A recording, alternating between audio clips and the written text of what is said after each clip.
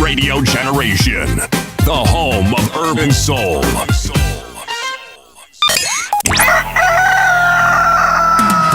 In the beginning, there was morning radio.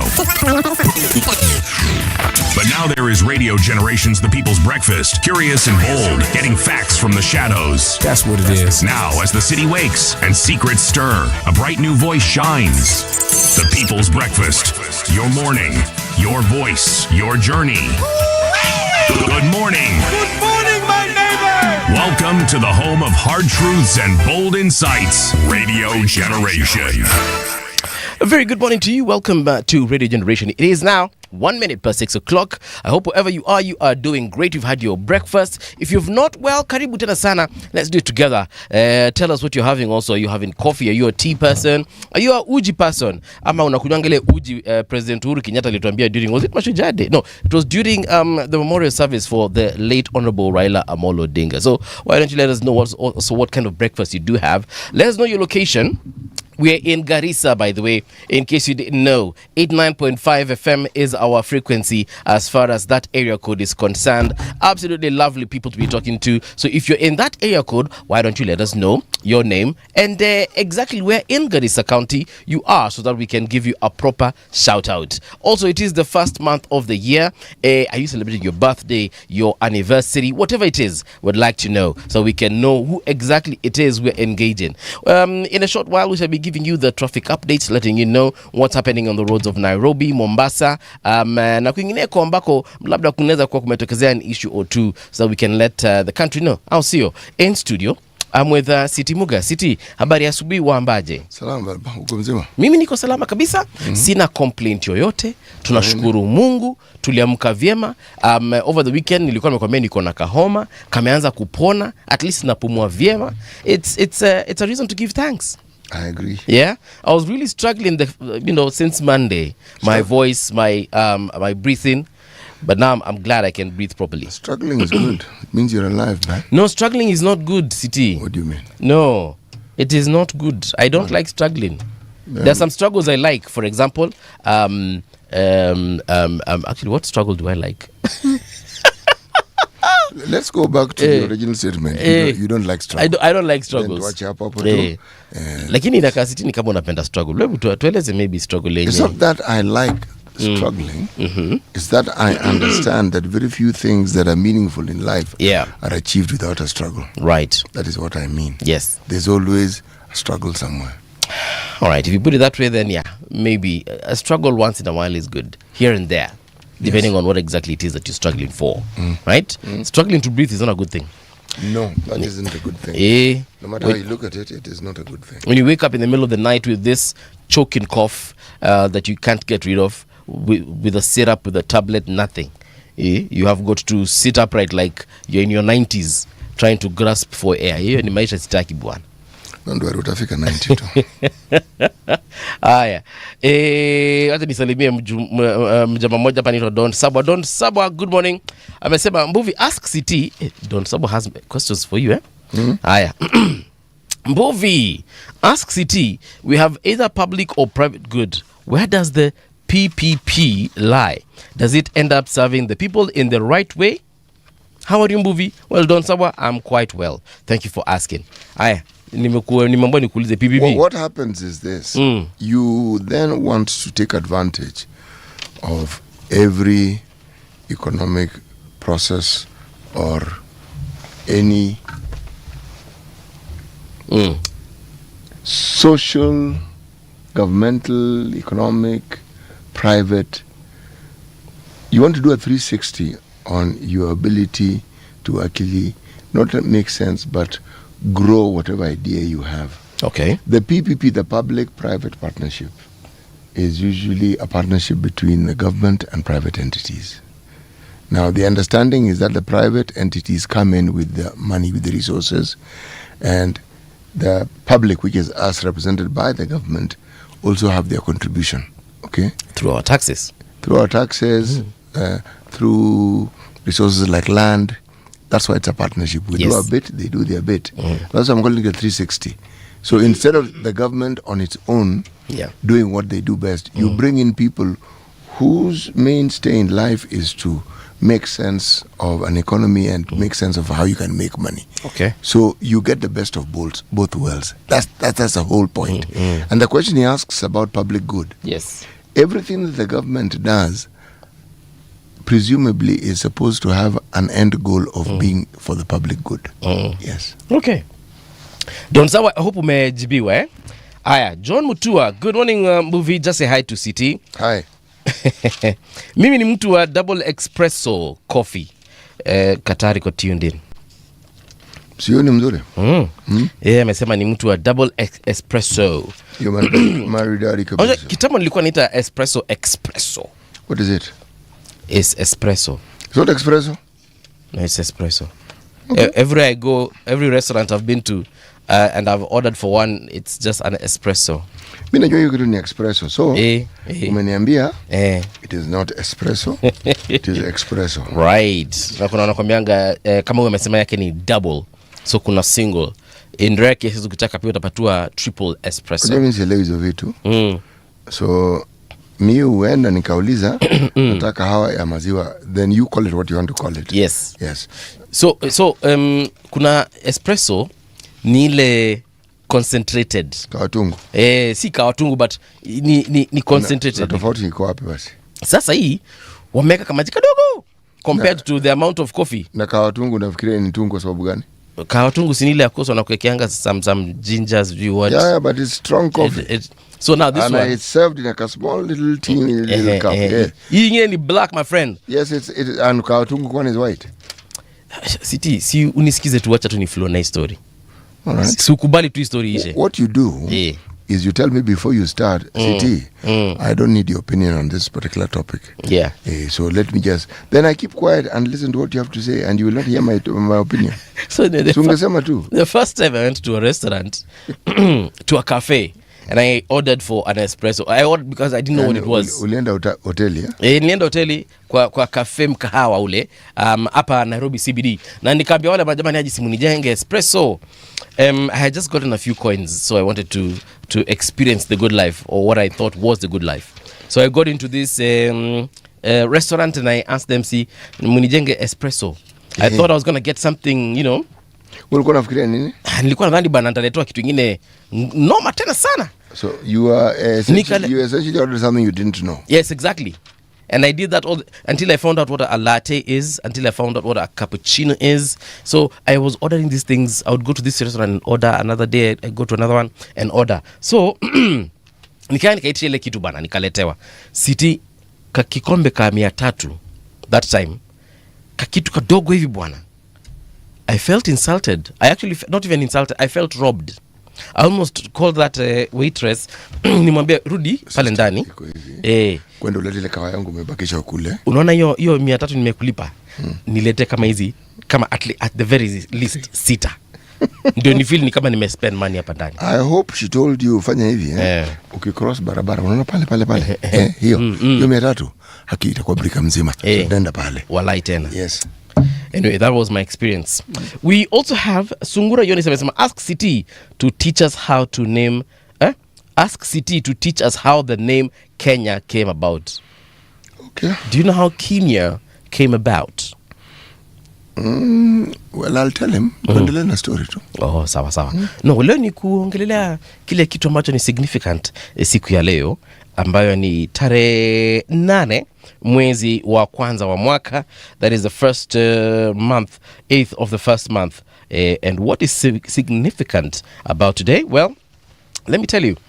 January 8th, today, in 2016, Mexican Marines recaptured drug lord Joaquin El Chapo Guzman in a raid in Los Mochis, Sinaloa, following his escape from prison. Again, in 2016, Mexican Marines, which is more or less their version of the army, Mexican Marines recaptured drug lord Joaquin El Chapo Guzman in a raid in Los Mochis, Sinaloa, following his escape from prison.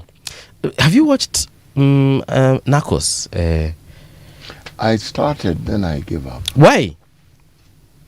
I don't know. I don't understand why. Yes. It was interesting. Did you? Oh, okay. So it's not like you lost interest. No. I don't know. But I'll start it. Okay. Yes. So there are several narcos. So there's the main narcos, and then there's because the main one is a story about this gentleman from Colombia, Pablo Escobar Gaviria. He how he started his drug trade, and then he became what he became, and then the people that took over from him when he was gunned down by the police. So that one is Narcos, what Narcos Original. Then we have Narcos Mexico. Now this one is about the Mexican cartel, the Sinaloa cartel, and many other cartels within the Mexican state, country rather. So you can, if you get time, if you can rewatch it, it's actually worth the time. I've actually rewatched it twice. So that means I've watched it 3 times, because I watched it the first time, watched it again, then rewatched it. That's how interesting I find it. Come again? Why do you think, beyond just the element of profit, yes, that...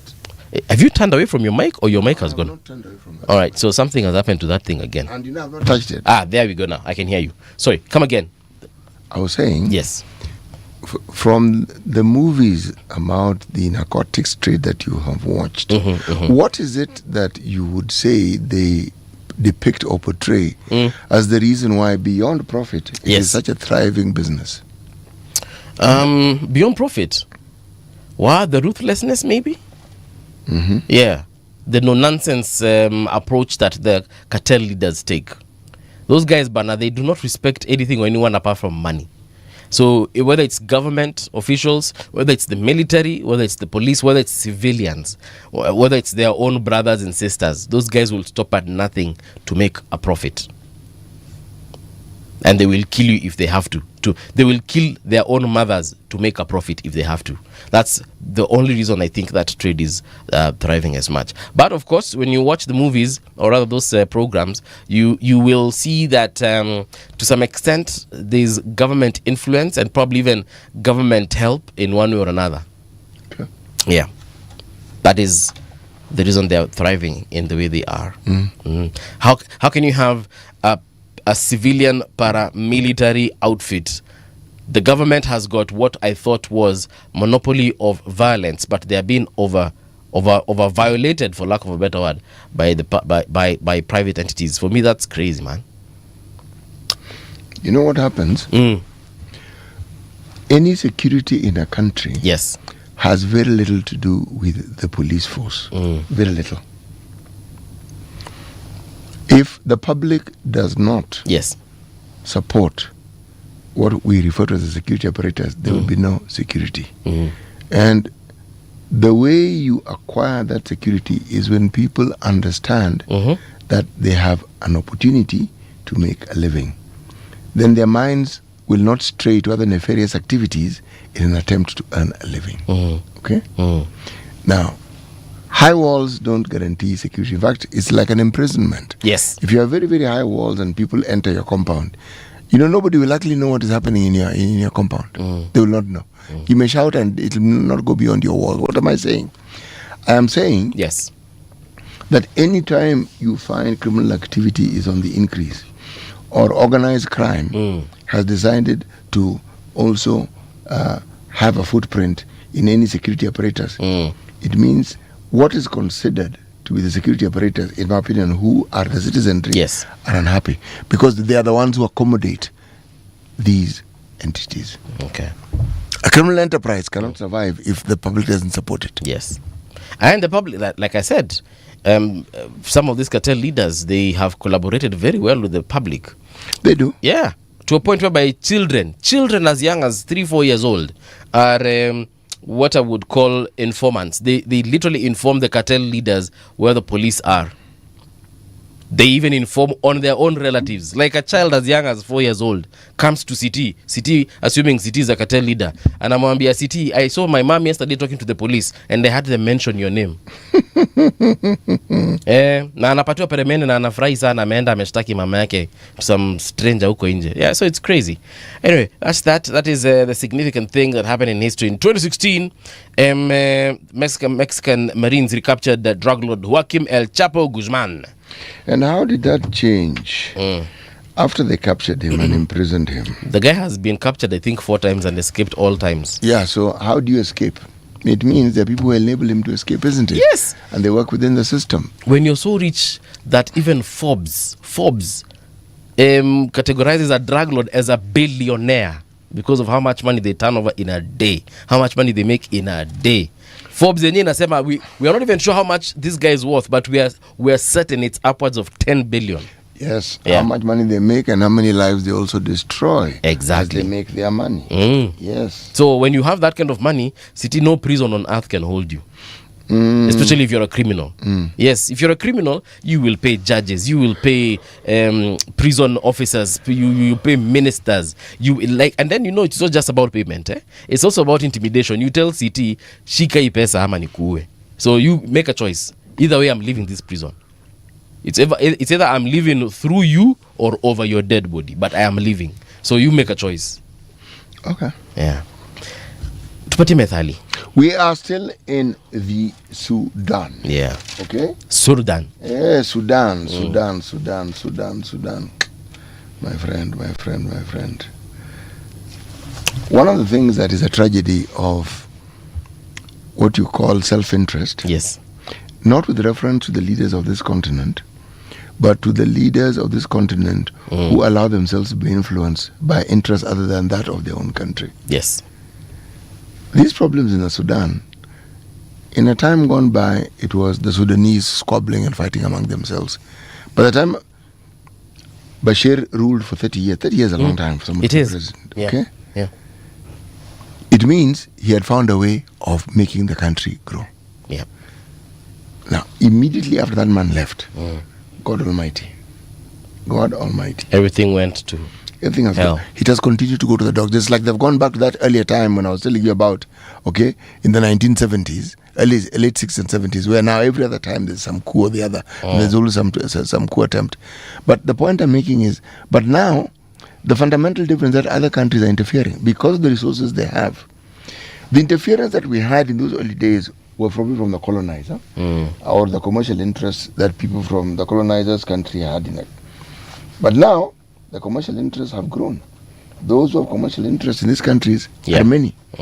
And so this conflict is unlikely to end soon. He who does not advise you has betrayed you.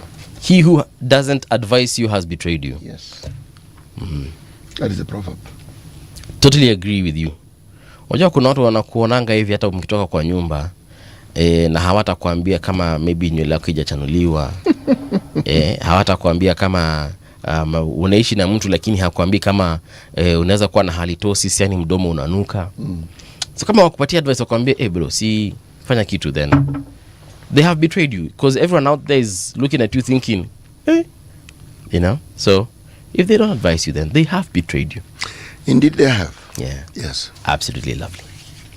Let's get to radiogeneration.co.ke. That is our lovely website where you will get all the trending stories. For example, there's this lovely story about Joan Ochuodho, who's been appointed station commander in the United Kingdom Royal Air Force. Yeah? Let's read about this lovely woman. She's Wing Commander Joan Ochuodho. Let's see what about her is so unique that she's been offered this particular position. Kenya-born Joan Ochuodho has been appointed the new station commander of the Royal Air Force Wittering in the United Kingdom, becoming one of the rare African officers to rise to a senior leadership role in the Royal Air Force. Her selection is seen as a recognition of her dedication, leadership, and more than 2 decades of service. Ochuodho joined the RAF in 2003 and has built a career encompassing operational leadership, administrative roles, and personal management. At RAF in Wittering, she will oversee a team of military personnel, civilians, and contractors, ensuring that the base continues to fulfill critical defense and support responsibilities. She takes over from Wing Commander Nikki Duncan, who leaves the station after achieving major infrastructure developments and strengthening relationships with nearby communities. Yeah? Isn't this amazing? You know something, my friend? Yes, sir. It is amazing. It is praiseworthy. Yeah. Yes. Kuna Mkenya, mwanamke, ambaye amesimamia sehemu ya majeshi ya Ulaya. Yes. We've been talking about the need yesterday. Yes. With our guests, we were talking about the role of a meritocracy. If this particular country where she's in did not believe or practice a meritocracy, there's no way in God's good earth that she would have actually ascended to this position. She must be very good at what she does. Yeah. And it has been recognized. So she has been given that opportunity. Yes. And it's amazing, again, when we see such a thing happening in that country where a little over a century ago, literally, was our colonial master. They still are. Yeah, well, let's just go with the definition I'm giving right now. In terms of they were our masters over everything as far as our existence was concerned at that particular time. I'm looking at it and I'm thinking in 2026, there's this lady from 2003 who said, you know what, I'm going to work so hard, I'm going to make sure I'm the best person in my field to achieve the highest possible rank I will. And here she is. If you ask her, if you go back to 2003 and ask her, Joan, unaona ukiwa wapi in the next 23 years, I don't think she would tell you that she would be the mdosi of this particular Air Force week. She'll probably tell you, I know I'll be probably a great fighter pilot, or I know I will have achieved this probably even in education or even in training. I don't think she would have told you this. No. But that the opportunity was presented and that she was even able to enter the service. Yeah. Let's start there. That was a good thing. The opportunity was made possible. Because in the absence of that opportunity, she would not have risen. I remember when I started in this trade that we call, radio or TV presenting. I wanted to be, the best of the best. I wanted to outdo the people I thought were the best at that particular time, and I still want to do that, But if you had asked me if I'd be hosting this kind of a morning show, bro, sidhani ningekwambia ningehost show kama hii. Why? Because it wasn't just in my, do I call it crosshairs? It wasn't in your line of vision. Yeah, it wasn't. I probably would have told you. When you started, did talk shows of this nature exist? No, they didn't. Yeah, so they didn't. So it wasn't possible for you to have imagined being in one because they didn't exist. Yeah, and the ones that did actually just existed on TV. I remember there was Man Talk. There's a show that was hosted by one Fred Njiri. So those are the guys. I would look at those shows and I'd be like, hey, I saw no get too serious. I never thought. I never discussed anything serious. Why? What was your preferred area of discussion? Do you know what I was doing in 2003? Tell me. I was in drama festivals. And you're in the university? No. In 2003, I was in high school. I was in Form 3. Yes. Saizi nilikuwa nangangana na calculus mbaya sana. So had you asked me, where do you see yourself? And I probably would have told you I'd be a doctor because I really wanted to do something with biology. So I'd probably tell you a doctor, medical lab scientist, hakuna wakati hata moja ningekwambia journalist, TV presenter, radio presenter. When and why did the turn come in? What is it that influenced you to change? Well, that's a very long story. Perhaps we need a different time to talk about it. Okay. Yeah. Then we'll look for that different time and talk about it. We shall.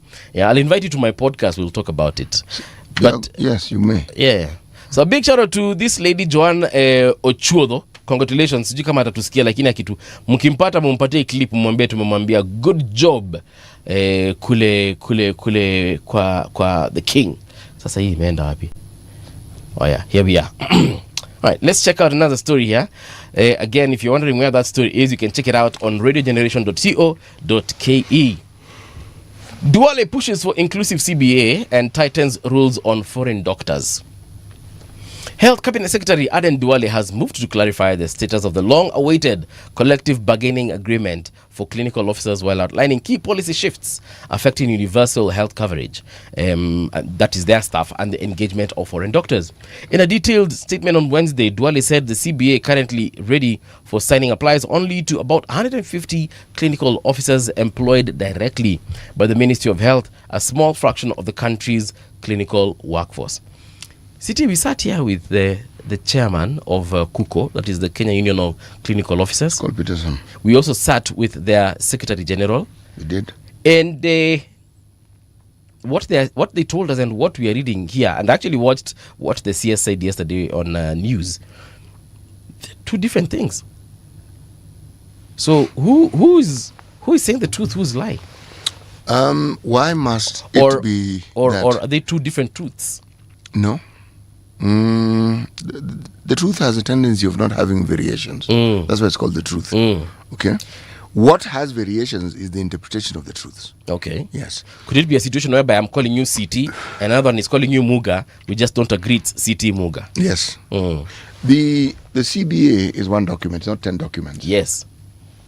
The understanding of it is now where there may be a debate. And what we may be hearing is Duale telling you his understanding. Yes. Yes.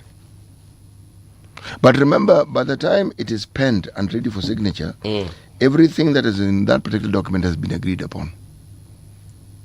That's why it's there. It's been agreed upon. That's why you just append your signature. But also, I cannot speak for the Ministry of Health, but I know this for a fact. That over time, when there are delays such as the one that we've seen, there are issues that are being dealt with that the minister cannot actually come openly and tell us. Yes. These are the things that we are grappling with, even as we try and see what can be done. Yes. Why am I saying this? I'm saying this because at any given moment in time, if you're a minister, the number of issues that cross your desk are the things that require your attention are actually very many. Yes. And in most cases, many of them are equally important. And the resources, by the way, tend to be limited. Yeah. Always. Ukiongea na clinical officers in their thousands through, of course, their representatives, them, they speak for all of them. But the Honorable CS is talking about only 150 of them. Makes me wonder. This is why I'm telling you that whenever I hear something that seems to go contrary to what I've heard, the first question I ask is, what exactly is going on? Yeah. Who's saying what? What exactly is going on? Because there's something going on and we don't understand it. And that's why you find from time to time, if you pose such a question to me, I'm a little reluctant to answer it because I can see there are very many moving parts and I don't understand all of them. Right. Yes. But something is definitely going on. And he is responding to the demands that have been made. Yes. Yes. And why he's responding in such a manner, that's what time will tell. NPS orders crackdown on traffic violations after that one died in the first week of 2026. Do you know I've been stopped by cops every single day for since Monday. Monday nilisimamishwa, Tuesday nikasimamishwa, Wednesday nimesimamishwa, leo ni Thursday. Wapi hapo? I'm almost certain all over. Juzi nimesimamishwa kwa hiyo roundabout iko hapa Nairobi Funeral Home. Mombasa Road nimesimamishwa. Nairobi Funeral Home is city mortuary. Yes. Okay. Yes. Jana nimesimamishwa just before I turned into. But there are always policemen at that roundabout. So now the NPS has ordered a crackdown on traffic violations after 31 died in the first week of 2026. Why are they ordering a crackdown? You know, this is not, let me speak my mind. This is nonsensical. Okay. If it's a crackdown, they are trying to tell us that they're looking for unroadworthy vehicles. Yes, they are. Yes, but surely, for heaven's sake, are they only unroadworthy when you have an accident? That's why they want to catch you. No. There is a law as to the regularity with which public service vehicles must be inspected. There are some death traps you see on the road every single day, and some in the evening when they know the traffic police are no longer on the roads. Yeah, so now they're checking everything from not just your insurance or your license, they're also checking what is it called, your wheels, whether they are roadworthy. They always do that, Paul. They always do that. The routine stops that they make, I understand. They want to see if your insurance is in order, your lights are working. I understand all that, but that is fine. That is what they should be doing every day and doing it seriously. Not just when we have. No, and when you stop a public service vehicle, you ask them, show me your inspection certificate. Yes, that's it. You don't need a crackdown. This knee-jerk reaction just because people have died to show that you're working, this is nonsensical. Yeah. The people are already dead. These are the things that should have been done before you avert and avoid the accident. You don't wait for it to happen, and then you're suddenly jumping up and down trying to tell us that you're doing something. And that is something you could have been doing on a daily basis, routinely, as just a matter of what you do on a daily basis. Sasa wahenga wa huko Ulaya walisema better late than never. Wahenga si werevu sana. Better late than never. But you know what? May I actually commend this? I commend it because... No, I don't. I honestly do not. What I'm saying is perhaps now it needs to continue perpetually. A crackdown, the moment you hear crackdown, it is toll stations being erected for them to collect more and more money for themselves. It is not complicated. Okay? You have traffic police officers to be doing what this crackdown is supposed to do on a daily basis. We shall spare time to talk about corruption at a different time, but if that is what it takes now for people to make sure they have their insurance in order and their wills in order and their licenses in order and their lights working, well then it is what it is. If your car isn't in tip top, so just leave it at home. Si ndio hiyo sasa. Wacha. Otherwise unajua tu kila siku utakuwa unachia makarao kitu. Mesikia venye nimejaribu crime. Kila siku utachia makarao kitu. Speak in rhyme all the time. Sio ni sawa. Sawa City. The last story before we get into the traffic updates, there's a story about a new souk market. Where is this? All right, so the construction of a 300 million multi-story market at Garissa's Souk Mugdi will kick off in the coming months. Now, the project is aimed at addressing persistent safety concerns and overcrowding in one of the town's busiest commercial areas.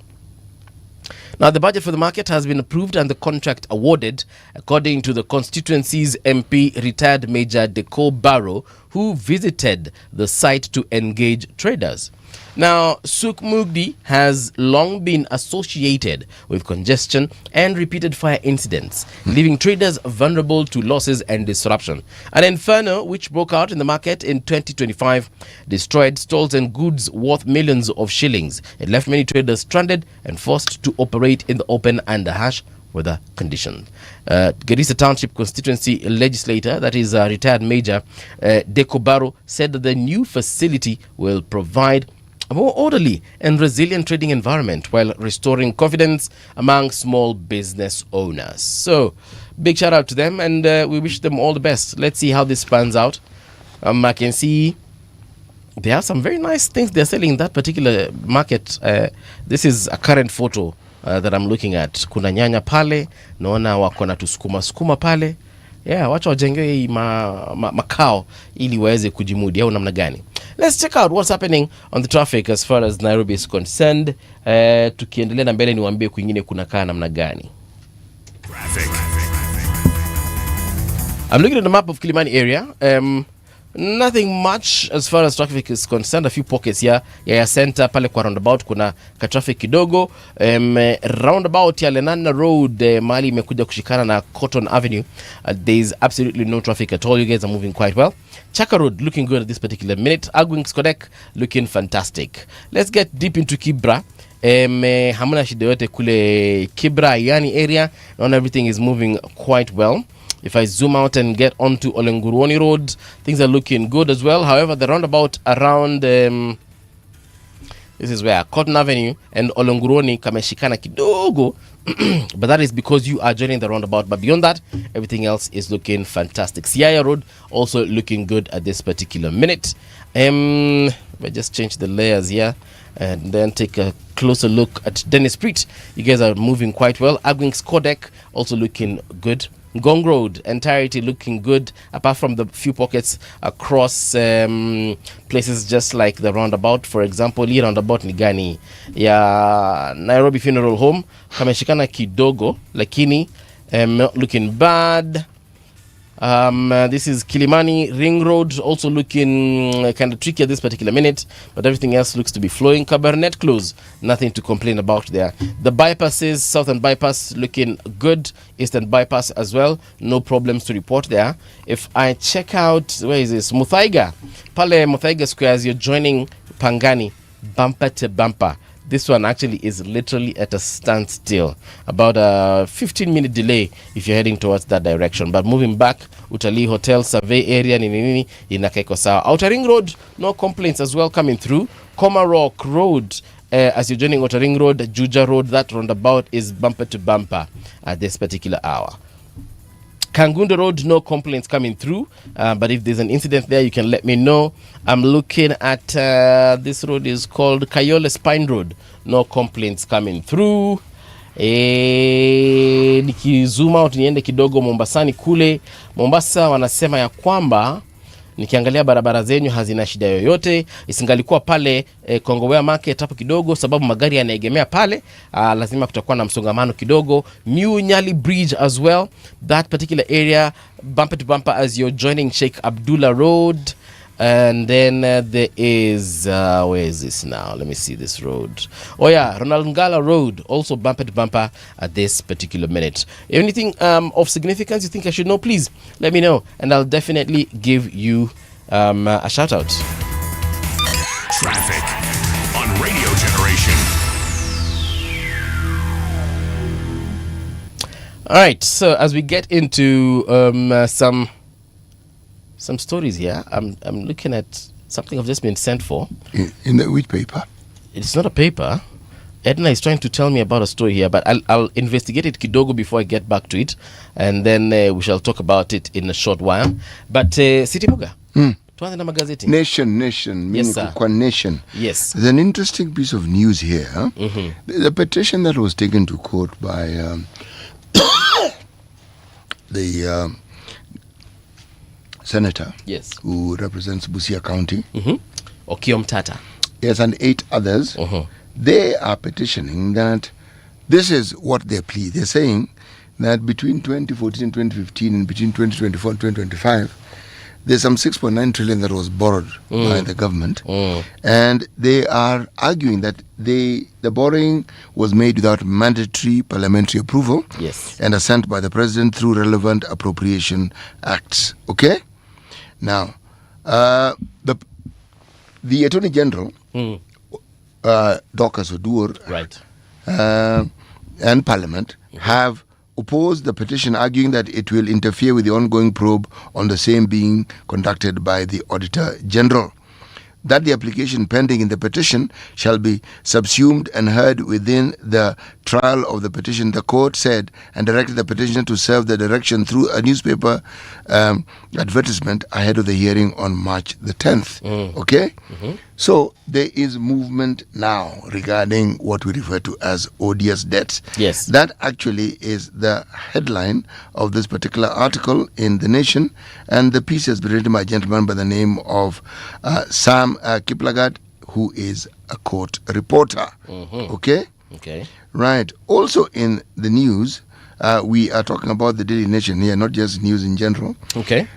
Yet another scandal seeking and waiting to rear its draconian head to rock the country. The headline reads thus: Inside TSC job scandals as hiring cartels exposed. Recruitment cartel said to be operating from the Teacher Service Commission headquarters. When will we stop being such a group of bloody thieves? Anyway, cash for places scam hits grade 10 intake. Yani, kwani? Are we this doomed? Yes, we are. There's no simple answer to that. I mean, there's no complicated answer to that. It is very simple. Yes, we are. This is depressing stuff. Right. This is depressing stuff. It is depressing. I'm looking at the front page of the Standard on Asema, betrayed in death. ODM leaders yesterday marked what would have been Raila Odinga's 81st birthday with nostalgic messages and videos, even as the party reels from deep internal rivalries. Oburu Odinga, Raila's successor and a faction backing President Ruto's 2027 bid, have clashed with Secretary General Edwin Sifuna, Siaya Governor James Rengo, and others pulling in a different direction. Observers say greed and personal ambition threaten the party's unity and Raila's legacy. don't know if you saw a clip of some of the speeches from the celebrations yesterday. No, I did not. Yeah. Man, this party, for lack of a better word, is not how I left it, say 2 months ago. But this was to be expected. Yeah. People pulling from all sides. The thing is, Yes. you only need to look at ODM and what is happening in ODM to understand what is likely to happen in other political parties. Some with their leaders who have been leading those parties still alive and well. Yeah. Why am I saying this? I'm saying this because when someone like Raila, who represented a certain force, a certain direction, and occupied a certain niche in our politics, Yes. dies, whether you like it or not, there is a vacuum. And they say power abhors vacuum. Yes. So what you're seeing is that vacuum, people seeking to fill that vacuum. And it won't be just people within ODM. No. It'll be other people, because there will be the feeling that if you look at traditional areas of influence that ODM had, even then you will find people claiming stakes in it. Whether you're talking about the coast, you will find movement. Whether you are talking about Northeastern, whether you are talking about the Rift Valley, whether you're talking about Western in its entirety, whether you're talking about Luo Nyanza, as it is called, whether you're talking about Gusii land, whether you're talking about Maasai land, whether you're talking about Nairobi, whether you're talking about Central Kenya, there will be movements, because that particular absence has now created, should we say, the openings of perhaps new ambitions. And that is what you see manifesting. Yes. And this will go on for some time. What I pray is that Kenyans will see these movements for what they are. None of these people talk about what will benefit you. Please take note, Kenyans. Yes. All the discussions and the fighting is about themselves. Yeah. And what they stand for, and what they want to do, and what somebody else is doing, and what they haven't done.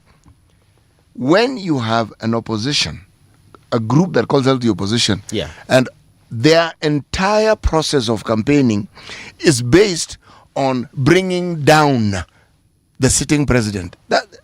That is the strategy. The government is not working. The system is not working. Roads are not being built. The health service is not working. Money, blah, blah, blah. And the list goes on and on and on. The CBC is not working. The KRA is not working. In fact, according to these detractors, there is nothing in the government that works. There are very many problems. We understand. We also live here. Yes. Please tell us what you want to do. You are in the opposition. So you literally assume that your job is to continuously and incessantly just find fault. Campaign mode, find fault. Blame. How exactly does that help? And how exactly do we interpret that? If you were to take power, what will you be doing? Because you didn't tell us adequately what it is you want to do. Let us take the view that you've won the election as the opposition. So what do you want to do now? Yes. What is? Sorry. How will the citizenry benefit? This is an opportunity for us to open our eyes and to see with great clarity. And to also understand that it is important to pay heed and take heed to people who are talking to you about your life, your welfare, and people are listening to you. There are such leaders, and they may not even have the money which you want. The people who have the money are paying you for the development you seek in advance. And as far as they're concerned, that development is 200 bob. That's the value. If you're given 50, that, and you take it, that 50 bob represents the development that you wanted, that 50 bob. So please sit back and not expect. If you receive it twice in 5 years, so you've received your share of development, it's 100 bob. If you receive 1,000, that's it. So do not wait, because where do you think these people get all this money to give you? It doesn't fall from the sky. No, it doesn't. And it's not as though they have sacrificially given to you and they themselves are on the brink of starvation. No, they're not. The opportunity to open our eyes and to see and to understand and even to speak out about things is the one we have right now. Yesterday we had a conversation here with Kawanjiro from... that place is called what? It's called Kiambu County. Yeah, no, but that village, Komodhai, Komodhai or something. Yes. So remember when I asked him, because he said everyone in his village is now calling him Mheshimiwa and asking for a handout. So I asked him. And he's a student. Yeah, nikamuuliza ni unapeana? He said sasa yeye mwenyewe ni mwanafunzi anatoa hiyo pesa wapi? And it's not like the people that he wants to represent do not know that he's a student. They're his village mates. So chances are they know him. Pale. They know him. Ni wa pale ile. Wanajua hata kwao. Wanajua mama. They know his relatives. Mama yake, babake, sisters, brothers. But they will still say Mheshimiwa acha kitu. Yet you know I'm a student. You know, you can tell from the look of you know my wealth, our wealth. I'm your neighbor. You know the family I come from. Yeah. You know if my father is a billionaire or not. But you want something. There's a software issue, city we have. It's a software problem. It's not a hardware problem. Hapa tuko sawa. Tuko sawa hapa nje. Software imeleta shida. Hapa kwa kufikiria tu shida ndio hii. Hapa ndio shida iko. Because that is just an MCA aspirant. We have MP aspirant. I sit with my we sat with my MP here and we had conversations with him. I have met him several times after that, CT. At no point did I see the people around him ask. So I just want to know how such MPs, how they achieve that level of sita kupatia no sinitishe. It's kind of consistency. People ask, but they will soon know that even if they ask, you will not get them. And that guy wins with a landslide, city. It tells you that is a man who actually does what the people have asked him to do for them. That's why. And he will continue winning. I have seen him come to functions, does his speech, and leaves. And he doesn't leave with 69 other people behind him. It's him who leaves. And people know even if you follow him, you won't get anything. Yeah. But they still come for his meetings. He'll introduce his wife and say his piece and leave. And people will be like, okay, Mheshimiwa, nice, thank you for your time, tupatane mbele. And the function continues. And I'm like, Remember, how do they achieve that? You've heard me say this over and over. I don't need to know 10 people who do not give out money. I just need to know one. That is the evidence that it can be done. And that is a person who you will find is actually doing what he's supposed to do. There are certain strange individuals who may not give out handouts, but they also don't do very much. Okay? But those are a rarity. In most cases, the people who actually do what they're supposed to do actually do not give handouts because they've understood.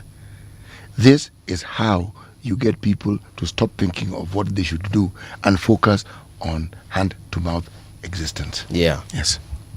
And so they know. And so they practice it. And essentially they're telling their voters, you have a choice to elect that person who dishes out money. If that's how you want to go ahead, please elect that person. What he doesn't say is, and then suffer for it. Yeah, that's what they don't say. But in their mind, they know, you elect that person. Man, will you suffer? You will suffer. I was with my cousin over the Christmas holiday and we were just sharing over Uji. And one thing he told me was, he was telling me about this politician in our area. Alikuwa anambia this politician bwana, akiamua atashinda hii kitu, yeye ushinda. So nikamuuliza, yeye ufanyaje? And he told me that, so this politician waits until the wee hours of the night. After you guys have voted, everyone has gone home.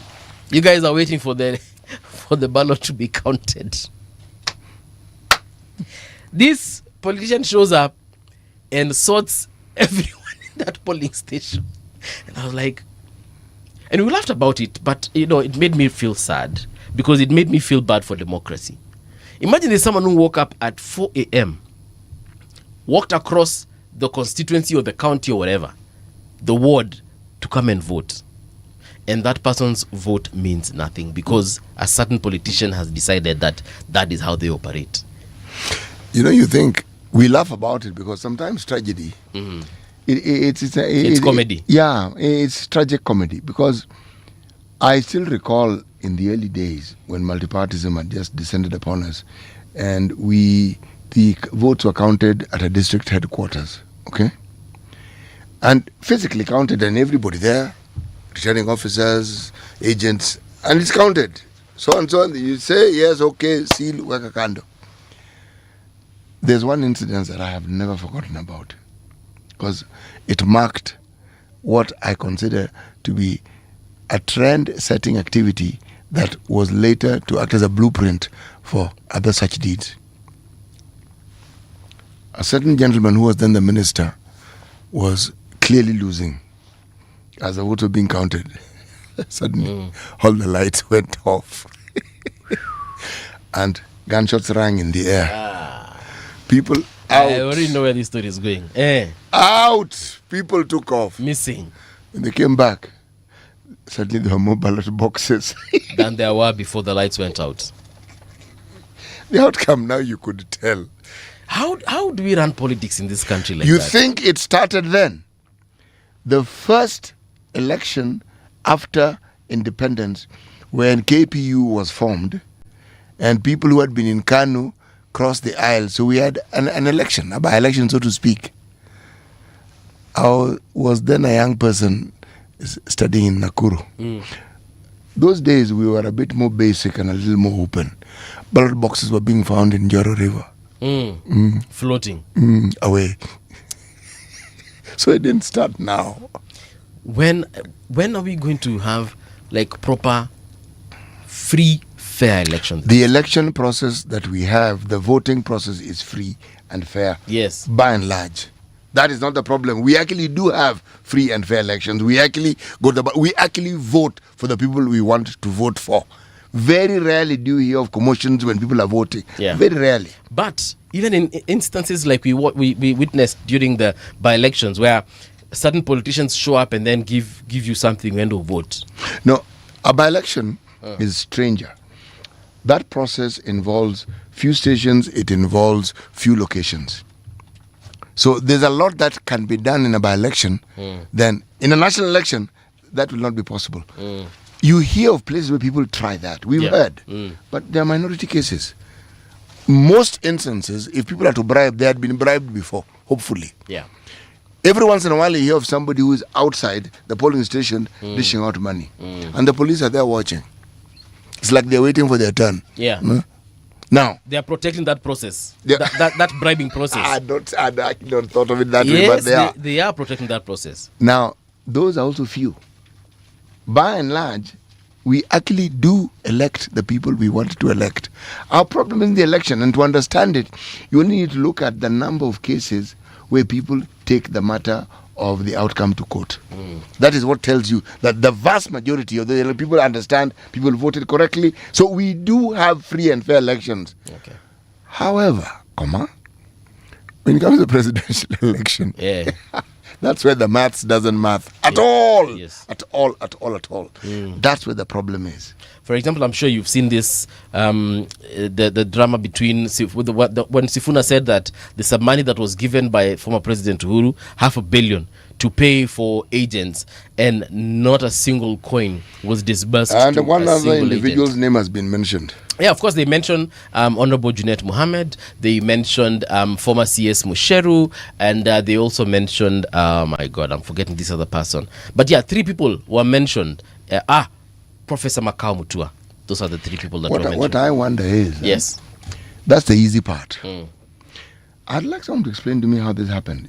$500 million shillings is a bloody hell of a lot of money. Pardon my French. Bro, President Uhuru, former President Uhuru, literally knows for a fact that half of his $500 million shillings just went somewhere. Well, I don't agree with that statement. And he's breathing very, very well. No, I don't agree with that statement for a simple reason. It's an amount that is being thrown out there. An amount. It's $500 million shillings. And I'm thinking... No, but they agreed. People are not bribed by checks, Chief. But Dr. Matiang'i even said it, Juzi Akasema, let's go to KICC in the full glare of the media and the public, and we put our hands on the Bible na tuinue mkono kila mtu aseme kama hiyo pesa ilitolewa na mali ilienda. Honorable Kioni as well said the same thing. And then now here, so no one has denied that there was $500 million disbursed. No.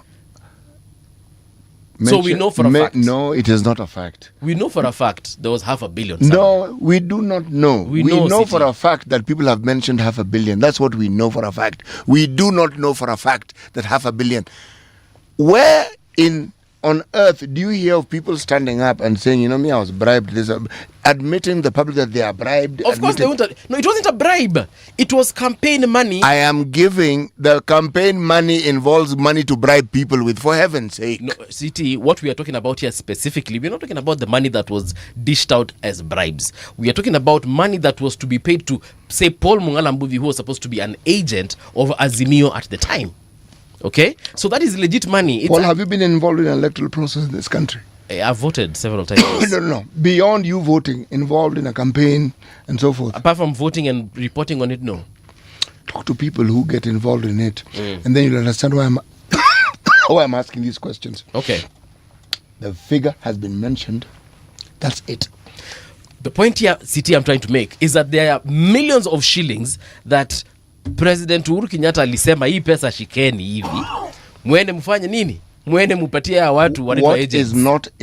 What is not in doubt is that President Uhuru bankrolled that process. Exactly. That is not in doubt. What? I am questioning the amount because somebody says 500 million, so I accept that indeed 500 million was given. Sorry, no. City, my point here is someone gave out a lot of money, okay, to be used in a certain way.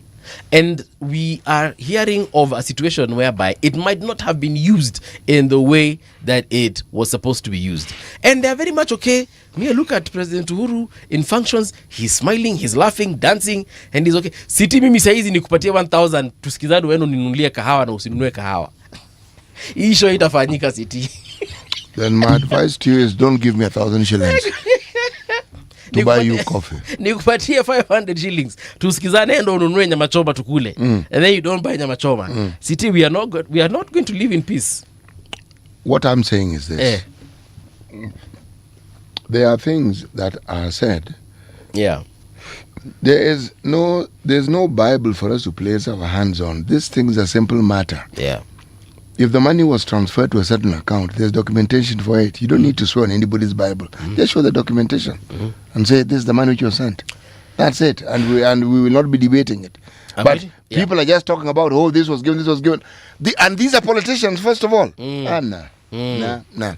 Whenever politicians choose a certain subject matter and they're talking about it, there's a reason why they're talking about it. There's a reason why they're going about it the way they're going about it, and the reason will become clear in due course. And it is not that the money was sent and it was used wrongly. No. Something is going on and it's been set in motion. So I'm waiting for it to rear its head so that I can understand what is really happening. All I am saying is, President Uhuru, kama unanisikia, nipigie simu tuongee, nikwambie niko na project hapa hivi, kama unaweza bankroll even better. 500 million and he's just breathing fine. Oh my goodness. If indeed it is true, then we are living in different... Anyway, so there's a story here about Pastor James Irungu. I don't know if you remember that gentleman. He said he's going to hug a tree for 80 hours. He is going to hug a tree? Yes, for 80 hours. After the young lady had hugged the tree? Right. Same tree or different tree? Different tree, I think. Okay. I think it's a different tree. And the tree was okay with the hugging? Yeah, the tree gave its consent. So the guy did it for 79 hours and collapsed. That's the spirit. Yeah. He collapsed. Is he okay though? Let me just say that hii story nimetumwa na Ednah. Ednah, I hope malume itwa ni verified, eh? Okay, is he okay? Yes, from the pictures I'm seeing here, he's in hospital. What exactly did he want? What awareness was he raising? Cancer awareness. Okay. Cancer awareness. So the guy did it for 79 hours, man. Just 1 hour short, shy of 80 of his target. And Trufena did it for how long? 48. The point is, well done. Well done indeed. Do you know kushikilia mtu hivi for 80 hours, bana? Because I saw a picture of him, someone, wiping his tears. Even sitting down for 80 hours can be a very serious problem. When he reached 72 hours, he started tearing, and a member of the public came to him and kampanguza machozi. The guy went on for another 7 hours before he collapsed. Then they rushed him to hospital. That man has grit. Sijui kama atapatiwa, yeye alikuwa anatafuta Guinness World Record whatever, ama alikuwa anataka tu kuhug tree na ambia watu, so mkumbuke kuna cancer, be careful of what you eat. If he was raising money, that to me is a good awareness, and we thank Trufena for bringing about the awareness. Yeah. That tree hugging can actually raise more awareness than we actually realize. So there's a caption here. Pastor James Irungu has accomplished 79 hours and 40 minutes in his 8-hour tree hugging marathon challenge. He collapsed just before reaching the 80-hour mark, and actually I think he did reach the 80-hour mark, and is currently admitted at Murang'a County Level 4 Hospital in stable condition. Murang'a County Youth Affairs CEC has confirmed. Good for him. Well done, Pastor Irungu. Verified information. So congrats, Pastor Irungu. We're taking a short break. When we return, of course, the conversation takes a different turn, deeper, and perhaps even better. Radio generation, the sound is fine. Pump it up, turn it high all the time. Let the music move you, let's sway. Radio G's got your jam all day. Radio Generation, the home of urban soul.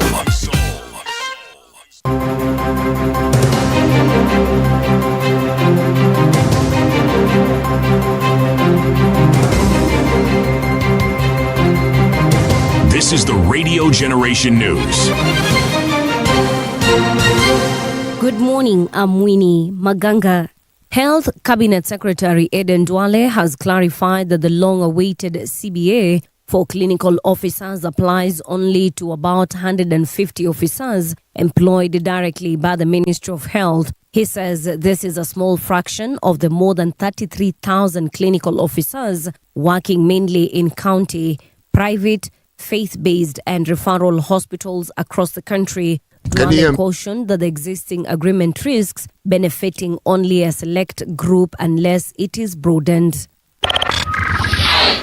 The body of the second victim of the South Sea building collapse was retrieved on Wednesday evening, 3 days after the first was pulled from the rubble.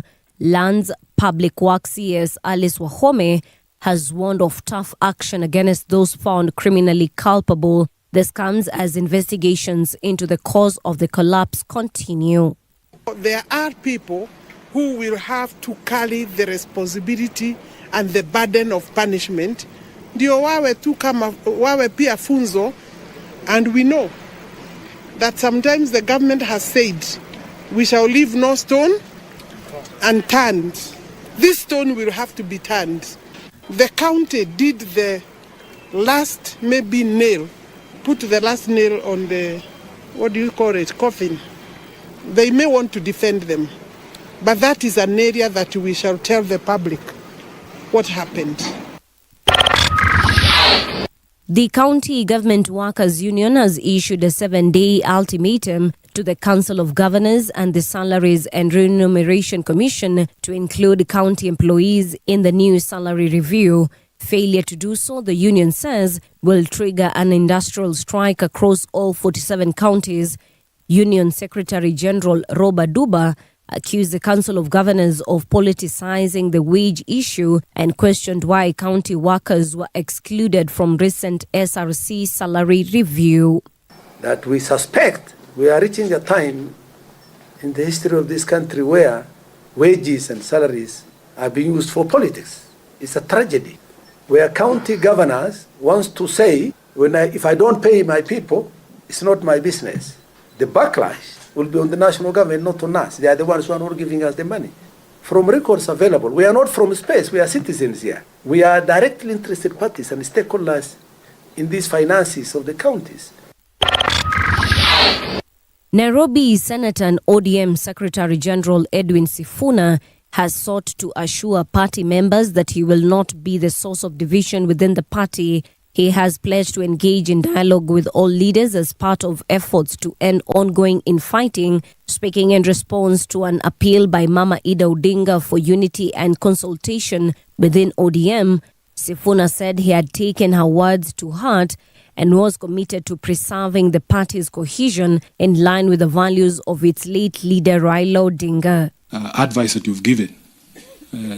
Mama, I want to tell you, there is no one in ODM. It doesn't matter how many times, how badly you've insulted me. There is no one in ODM I will not sit down with. I want to give you that assurance. You have asked us to sit and talk. I am very prepared. It doesn't matter what has happened between us. As Mama has said, maybe I'm going to extend that olive branch because mama now wewe ndio uko.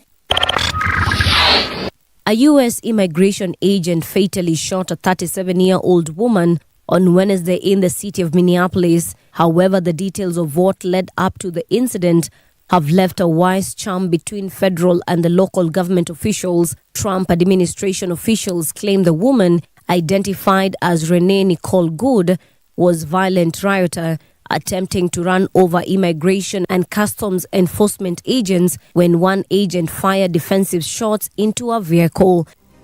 And that's the truth on Radio Generation. Good morning, I'm Winnie Maganga.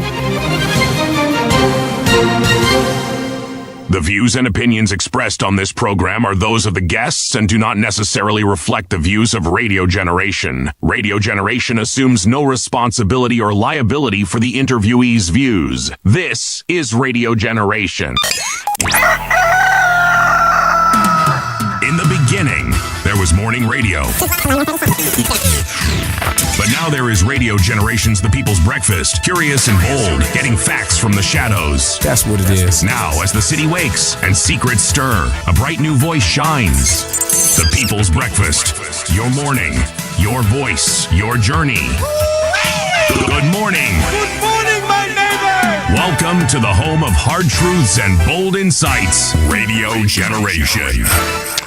Good morning indeed. It is Radio Generation on 88.8 FM Nairobi. Mombasa it's 90.7 FM. Garissa it's 89.5. Watu wa Garissa tunawakaribisha tena sana to this great home of hard truths and bold insights. It is the People's Breakfast, and we do have an amazing person with us to help us have a conversation around politics, geopolitics, and especially what we've been witnessing in the last couple of days. We're going to be introducing it in a short while, but let me introduce the man himself, Dr. Alfred Makotsi. Daktari, good morning to you. Welcome. Happy New Year. Happy New Year, morning. Yeah, morning to you too. Wenye tulikuwa hapa last time, sikuwa nakuita daktari. Lakini leo nakuita daktari. Congratulations, bana. Thank you so much. I usually tell CT here, the day I'll get my PhD, yes, dunia itajua. I want to bless you, will get it. Amen. Yes. Amen. Abang, don't bless him. Tell him to read. Si ndio hiyo? Haina siri kubwa. We soma tu. Ni kwenda shule. Yes, and be disciplined. Lakini you have to start. Inakuwa hivyo. Sasa ile ambayo najua unafanya sasa, ukimaliza hiyo, usipumue sana. While you have the energy, just continue. Kama hii university ambayo unasomea, have a fast track course. Uliza hawa dosi. Yes. Ni unit gani unaweza kupewa uongeze so that uende tu na hiyo masters utwange ukiendelea na PhD, because you can do that. Nitaongea na wao. Yes. Nitaongea na wao. Yes. But karibu sana. Thank you so much. Yes, like we said, Happy New Year. Happy New Year. I hope the year has started quite well for you. Yes, sure. Yeah. Despite the many happenings, yes, both locally and internationally. Yes, but we are good, we are alive. Yes. Let's actually just get straight into it. In terms of Venezuela, we saw what happened. Their president was forcefully taken to a different nation by that nation, which is America. And of course, a lot has been said, a lot has been discussed as far as that situation is concerned. He was arraigned in court, pleaded not guilty. You know, it's one of those crazy things. I usually tell myself, had it been me, but now you see me siko kwa hiyo level ya president. But anyway, had it been me, I would be like, first of all, nyinyi na kinani mmenishika? Why am I being asked to plead guilty or not in a foreign land? Even the way you arrested me is not agreeable. But yeah, that's me. But let us just tell us, in terms of how international law works, we understand that America did this from their own point of view with almost minimal support from the rest of the international body, but they did it anyway because they can, because they are America. But what does it mean going forward in terms of how countries actually will deal with America going forward? First of all, we have to understand the context of it. The context of it is that Venezuela exists in, of course, Latin America. And for so long, Nicolas Maduro has been in power. And there has been attempts by the United States to control that country They've tried it so many times using sanctions, I think 91 or so. But Maduro was surviving. He was surviving because Somehow. he had other partners in the international system, mainly Russia and China. I think there was a way they were supporting him, cushioning him, but all the same, he had his own fair challenges. He was not very democratic. The citizens of Venezuela didn't like him so much. Even the last election, he lost in quotes, but he found his way into office. So when you combine all those factors, it places Nicolas Maduro in a very tight corner, especially when now America is very serious about pursuing their interests in that country. And according to me, when I heard the news and I heard EU leaders speaking, I heard Russia speaking, China speaking, at first I didn't believe it, and I have analyzed the situation. I don't think he was kidnapped. I think there are three theories out of this. Okay. The first theory, of course, is the conventional theory that there was a military intervention in Venezuela, just like Iraq and other cases. Panama. Yes. That is what I think the US sold to us, and sold to the EU leaders and all the other world leaders. The world, yeah. Yes. But the second theory that I think the Kenyan media and some media wrote, it is a coup d'etat. It's a coup d'etat backed by the US, that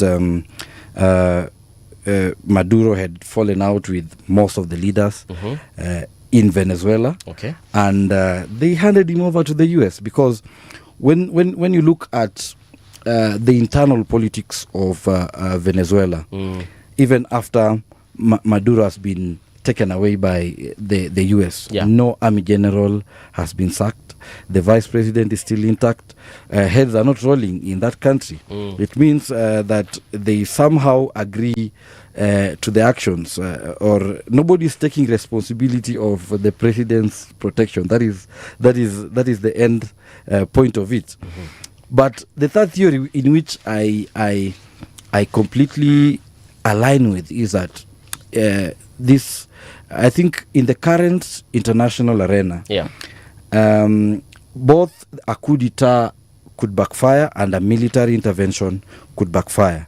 The only option that cannot backfire is Maduro was negotiated out. That is why the situation has not backfired. Why am I saying this? I'm saying this because on first, Maduro, in his New Year address, said he was willing to negotiate on very honest terms with the US. And the situation had been building up, I think, for 3 months, the last 3 months of the year. And he knew there was no other way out. So in a situation whereby you have Russian naval forces in the coast of Venezuela, same as the US forces in the coast of Venezuela, Maduro was just from having a meeting with the CPC officials. You will find that this was more of let us take you out, and leave the people, your guys, to manage this country. Because when you check at the profile of the current president, who was the vice president, she's much even stronger than Maduro. She has been given so many sanctions by the EU. She's a daughter to a former guerrilla. She has been Minister of Petroleum, Minister of Finance, Minister of Foreign Affairs. Means that if it was a complete regime change that they didn't want Nicolas Maduro, they could have gone the Gaddafi way. Wait, are you saying that the current president now of Venezuela, Mrs. Rodriguez, has more political power and political goodwill than even the ousted president?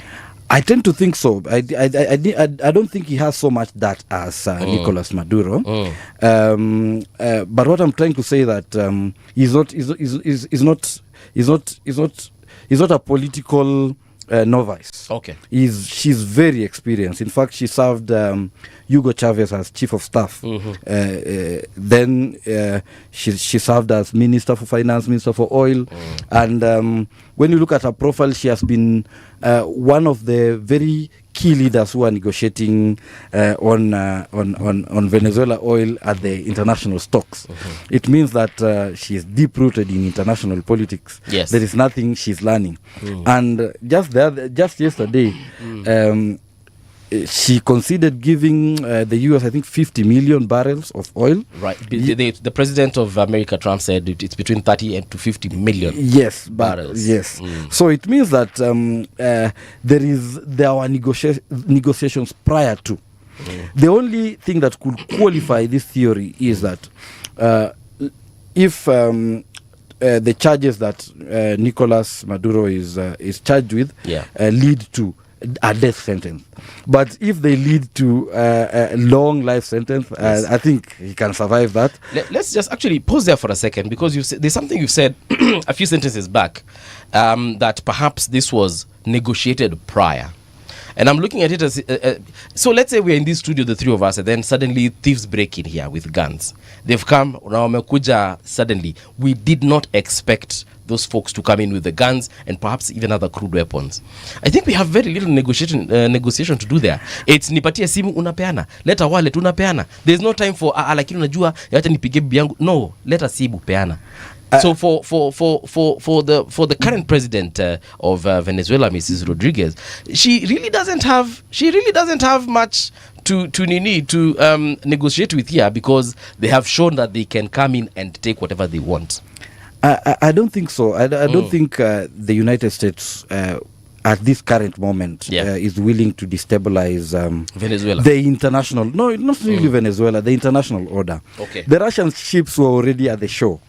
And I don't believe that the Russian ships at the shore could not recognize U.S. intervention if it was military intervention. Yes. And even if they could not, we could have a much stronger response, even from the Venezuelan army, or from the support from the Russians and Chinese. I don't think Chinese were there. Chinese were just the officials, the CPC officials. Okay. We could have much stronger, and the casualties could have been more. All right. And another aspect that qualifies this, I think when Trump was explaining, it was an almost perfect military operation. I don't think even our old man across the border was saying that Americans are very strong on air and on sea, but on land we can engage. Yes, tunaweza pambana because of the terrain. I don't think American soldiers can leave Venezuela with the president without casualties. I don't think so. Well, it is said that 31 Cuban soldiers that were protecting the president lost their lives. One only? 31. That is too few for a president, for a commander-in-chief of the armed forces. Right. Yes. What if the very people who are protecting him are the ones who had been compromised? What if whatever little military presence they have, because the president was in a military barracks, according to the information that we're given, and the people who are in the military barracks are military people. It's not a civilian ecosystem. So, again, somebody intrudes into your country. Everything about this thing was orchestrated. Yeah. If you look, everything about it, whoever it is who was not necessarily coerced, but brought upon to agree. From the day this thing happened, we've been saying, at least I've been saying, somebody betrayed Maduro. Because everything that has been explained, and even what you're saying, cannot happen unless there are people within the country who had accepted and agreed that this is what is going to happen. Yes, the only undoing of that theory that I was explaining, the coup d'etat theory, is that we are not seeing heads rolling in Venezuela. We could see people in charge of the president's protection being brought to book and being the general who was in charge of that barracks his head is about to start rolling, because the interim leader right now has called for his resignation. Okay, so it's not as though heads are not rolling, but that may not even be head rolling, and you may have a point there. Well, yeah, exactly. What if this is just drama? Yes, a nice theater smoke screen but you movie. know, this discussion is incomplete. Yeah. If we do not start with Hugo Chavez. This discussion is not complete if we do not understand the Monroe Doctrine. This is 1823, not at 1945, 1823. America, on paper, the doctrine sounds like they were just preventing former colonial masters from occupying countries that had been their colonies, and they're saying this hemisphere is something that they will protect. But the moment there are words which will be in that doctrine that give the impression that it is now safe for those newly minted democracies or countries, and that they are now free of the colonial masters. But what that document in essence was saying, it is now we are the ones who are going to control, and we are the ones who are going to be the colonizers in this region. Sisi ndio wa kusema, as we say in Kiswahili. That is in essence what that document was saying. Yes, and let me qualify your statement. The US launched a national security strategy last year in November. And that's why I'm saying there is so much that the world is not being told, but when you read in between the lines, you can see there's a pattern.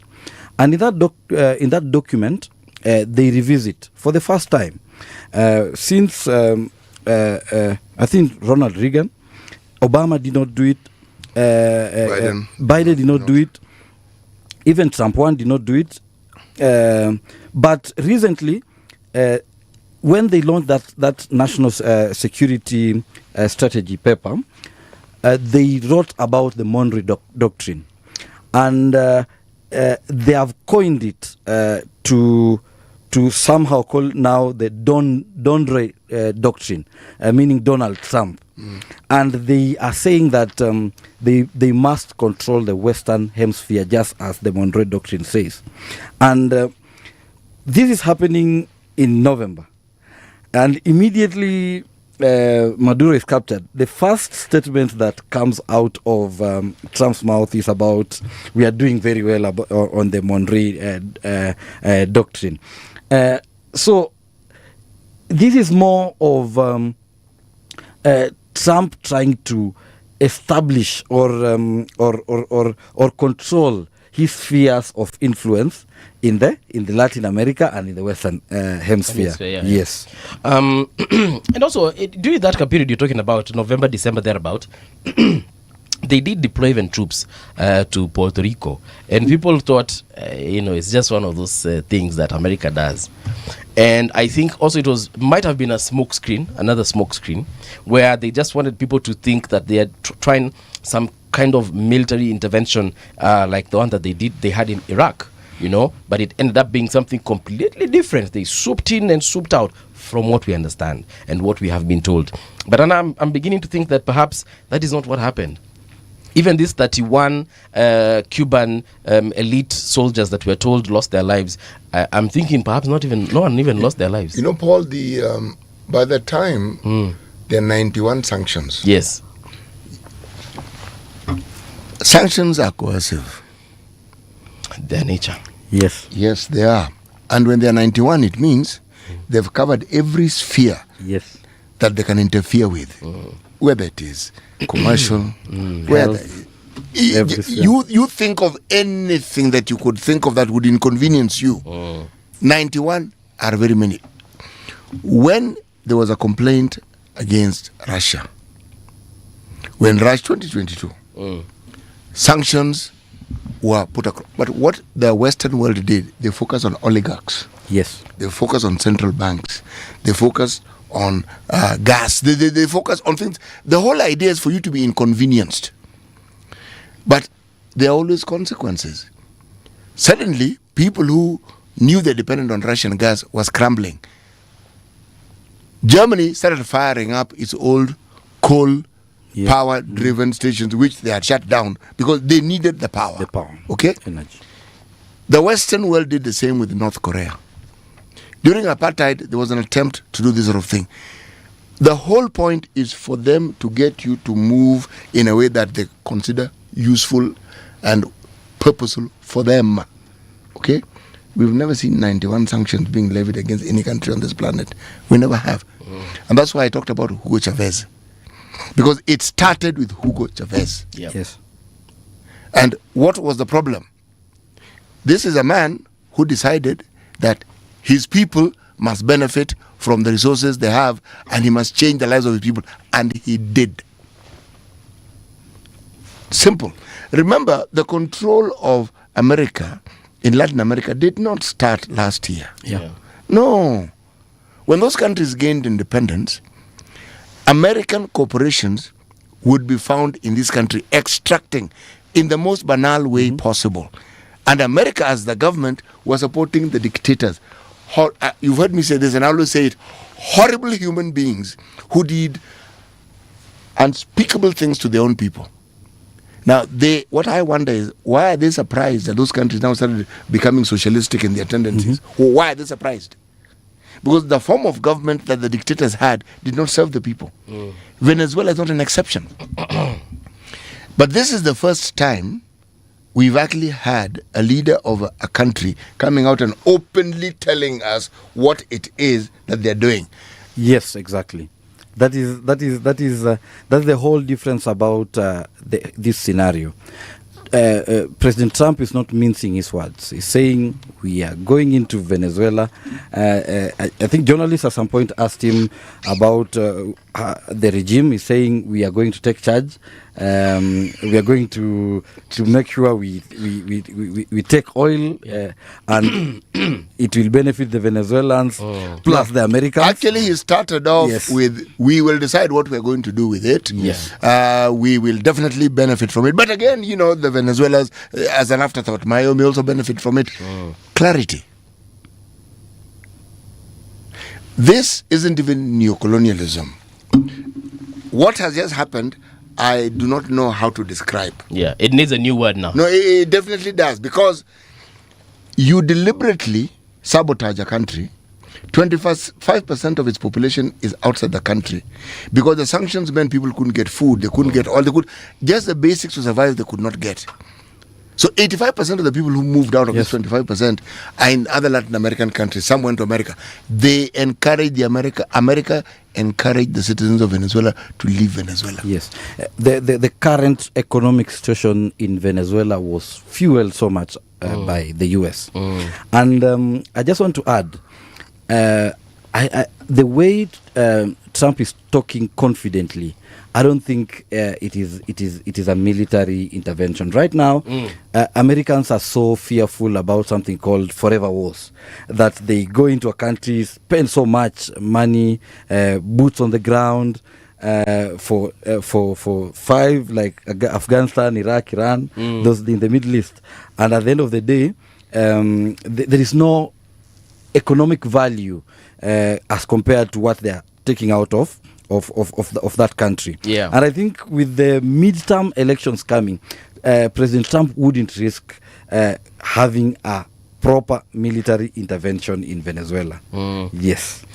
Lately he's also been talking about taking over Greenland. Greenland, yes. Not recently. That conversation has been there for a long time. Yeah, it has been there, but now after this Venezuela thing, it's like tumemalizana na Venezuela, sasa tunawe mikono tuanze na Greenland. He will have to have a conversation with the Russians on that particular subject. And the people of Denmark and the people of Greenland. Yes, and the Scandinavian, he will have to have a conversation. You know why? Yeah. Americans understand 9/11 was a consequence.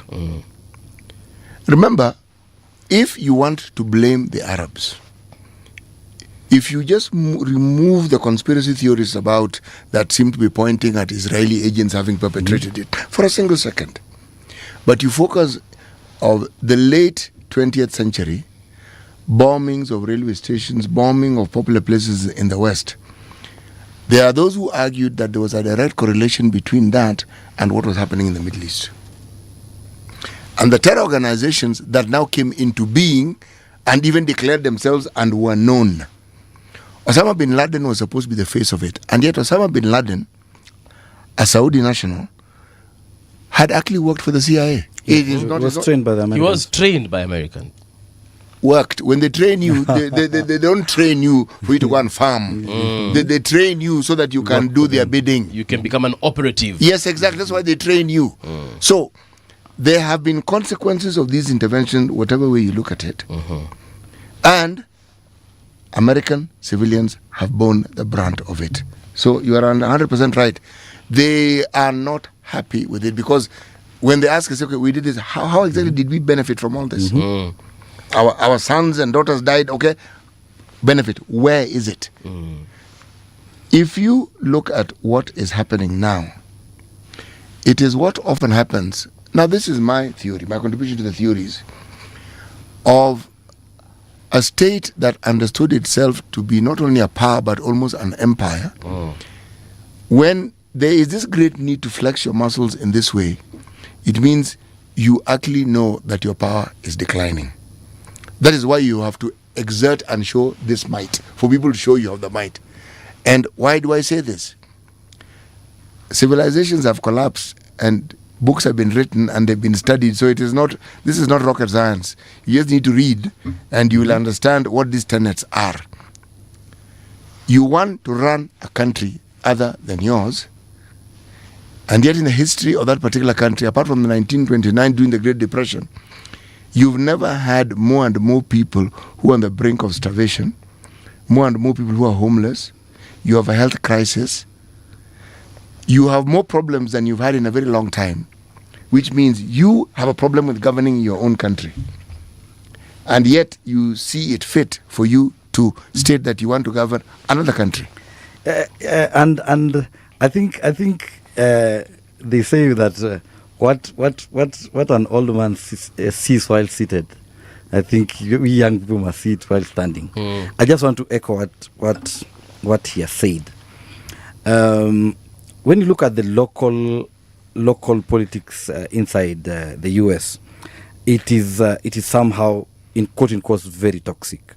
It started by the Muga movement, and it was very divisive even after Trump won.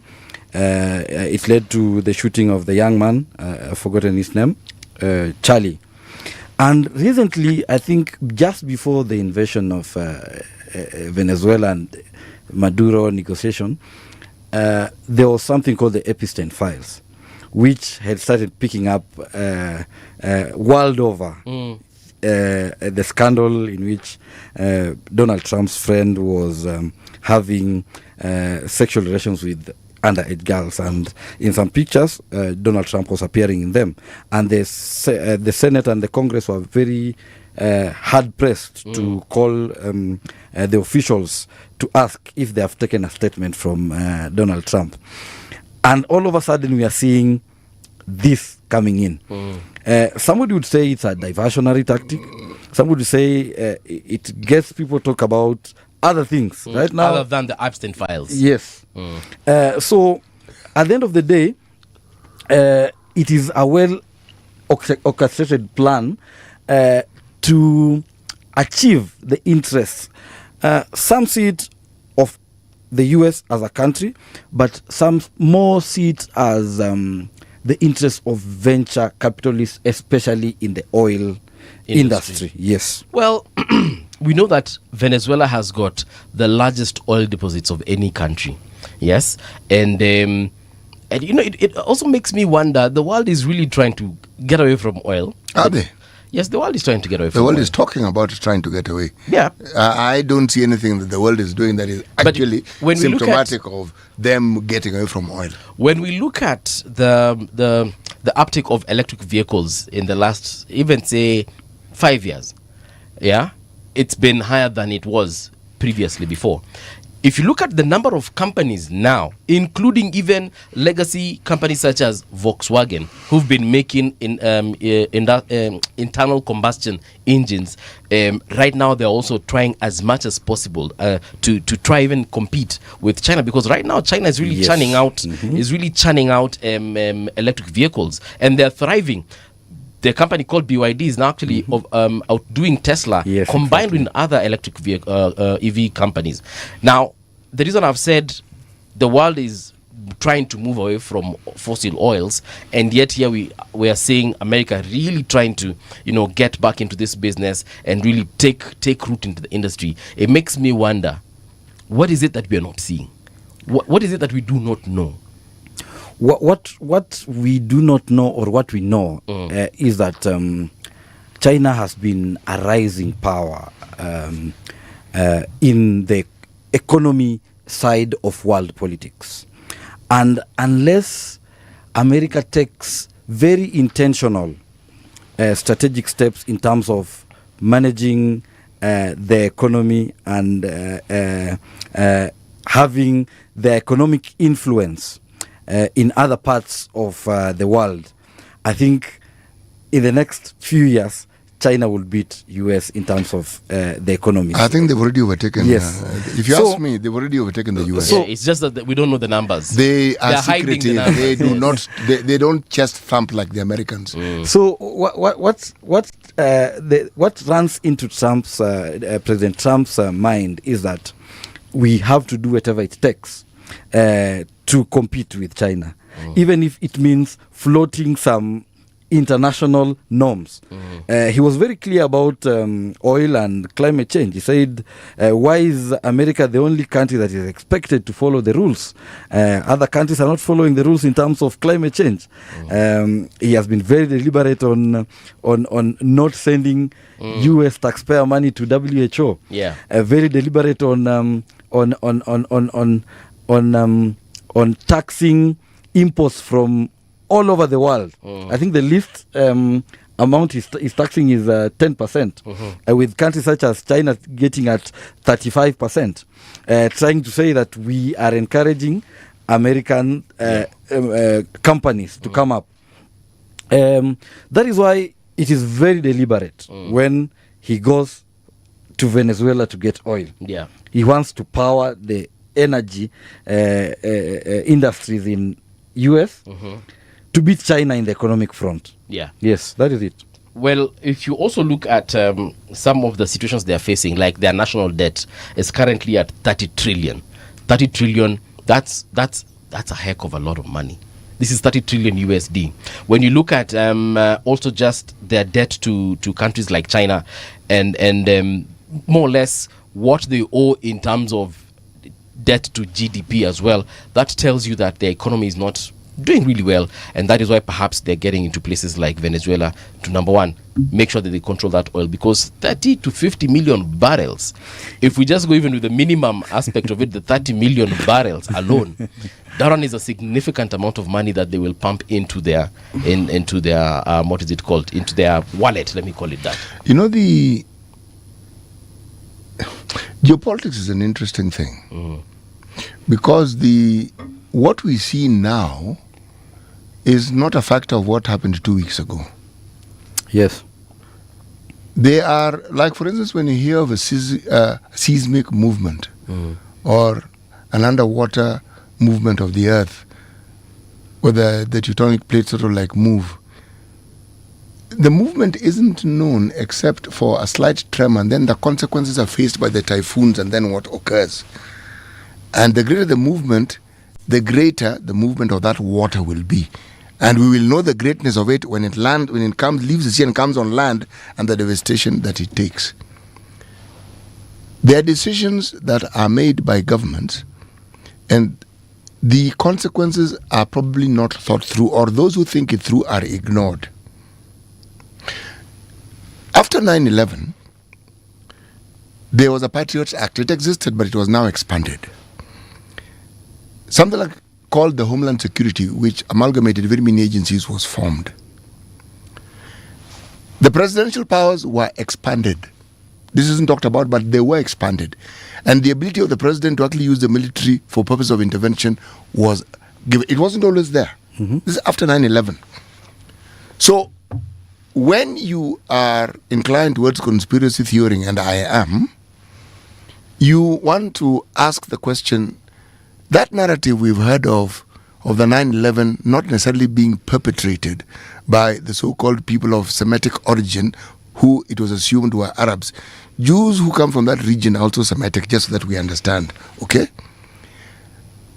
That theory then begins to make sense and wonder, because what then followed after that, the government had power that it previously didn't have.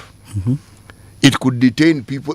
The things it could do without necessarily following the constitution, the government suddenly had the ability to sidestep the constitution on certain issues. Now, the promulgation of that are now what we're seeing with ICE. All these things that are happening now, it didn't start now. It started a little while back, but we are seeing the consequences of it right here. But then it poses the question, why do countries need to have influence over the other countries?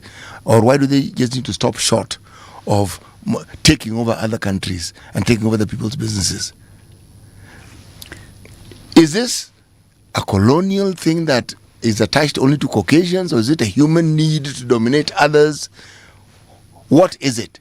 Because again, if you look at the history of mankind, the wars that have been fought and the dominations that have been there, you heard me tell you the other day that Japan was also a colonial power. Yes, very powerful one. And do you know who they colonized? China. Chinese. Yes, do you know who else? Korea. Right. So China itself was a colonizing power at some point. If you look at our continent and you look at people like Mansa Musa, who you mentioned yesterday, we say Mali. Mali of his time was not the geographical area we now know as Mali. It was far, far more expansive. Okay?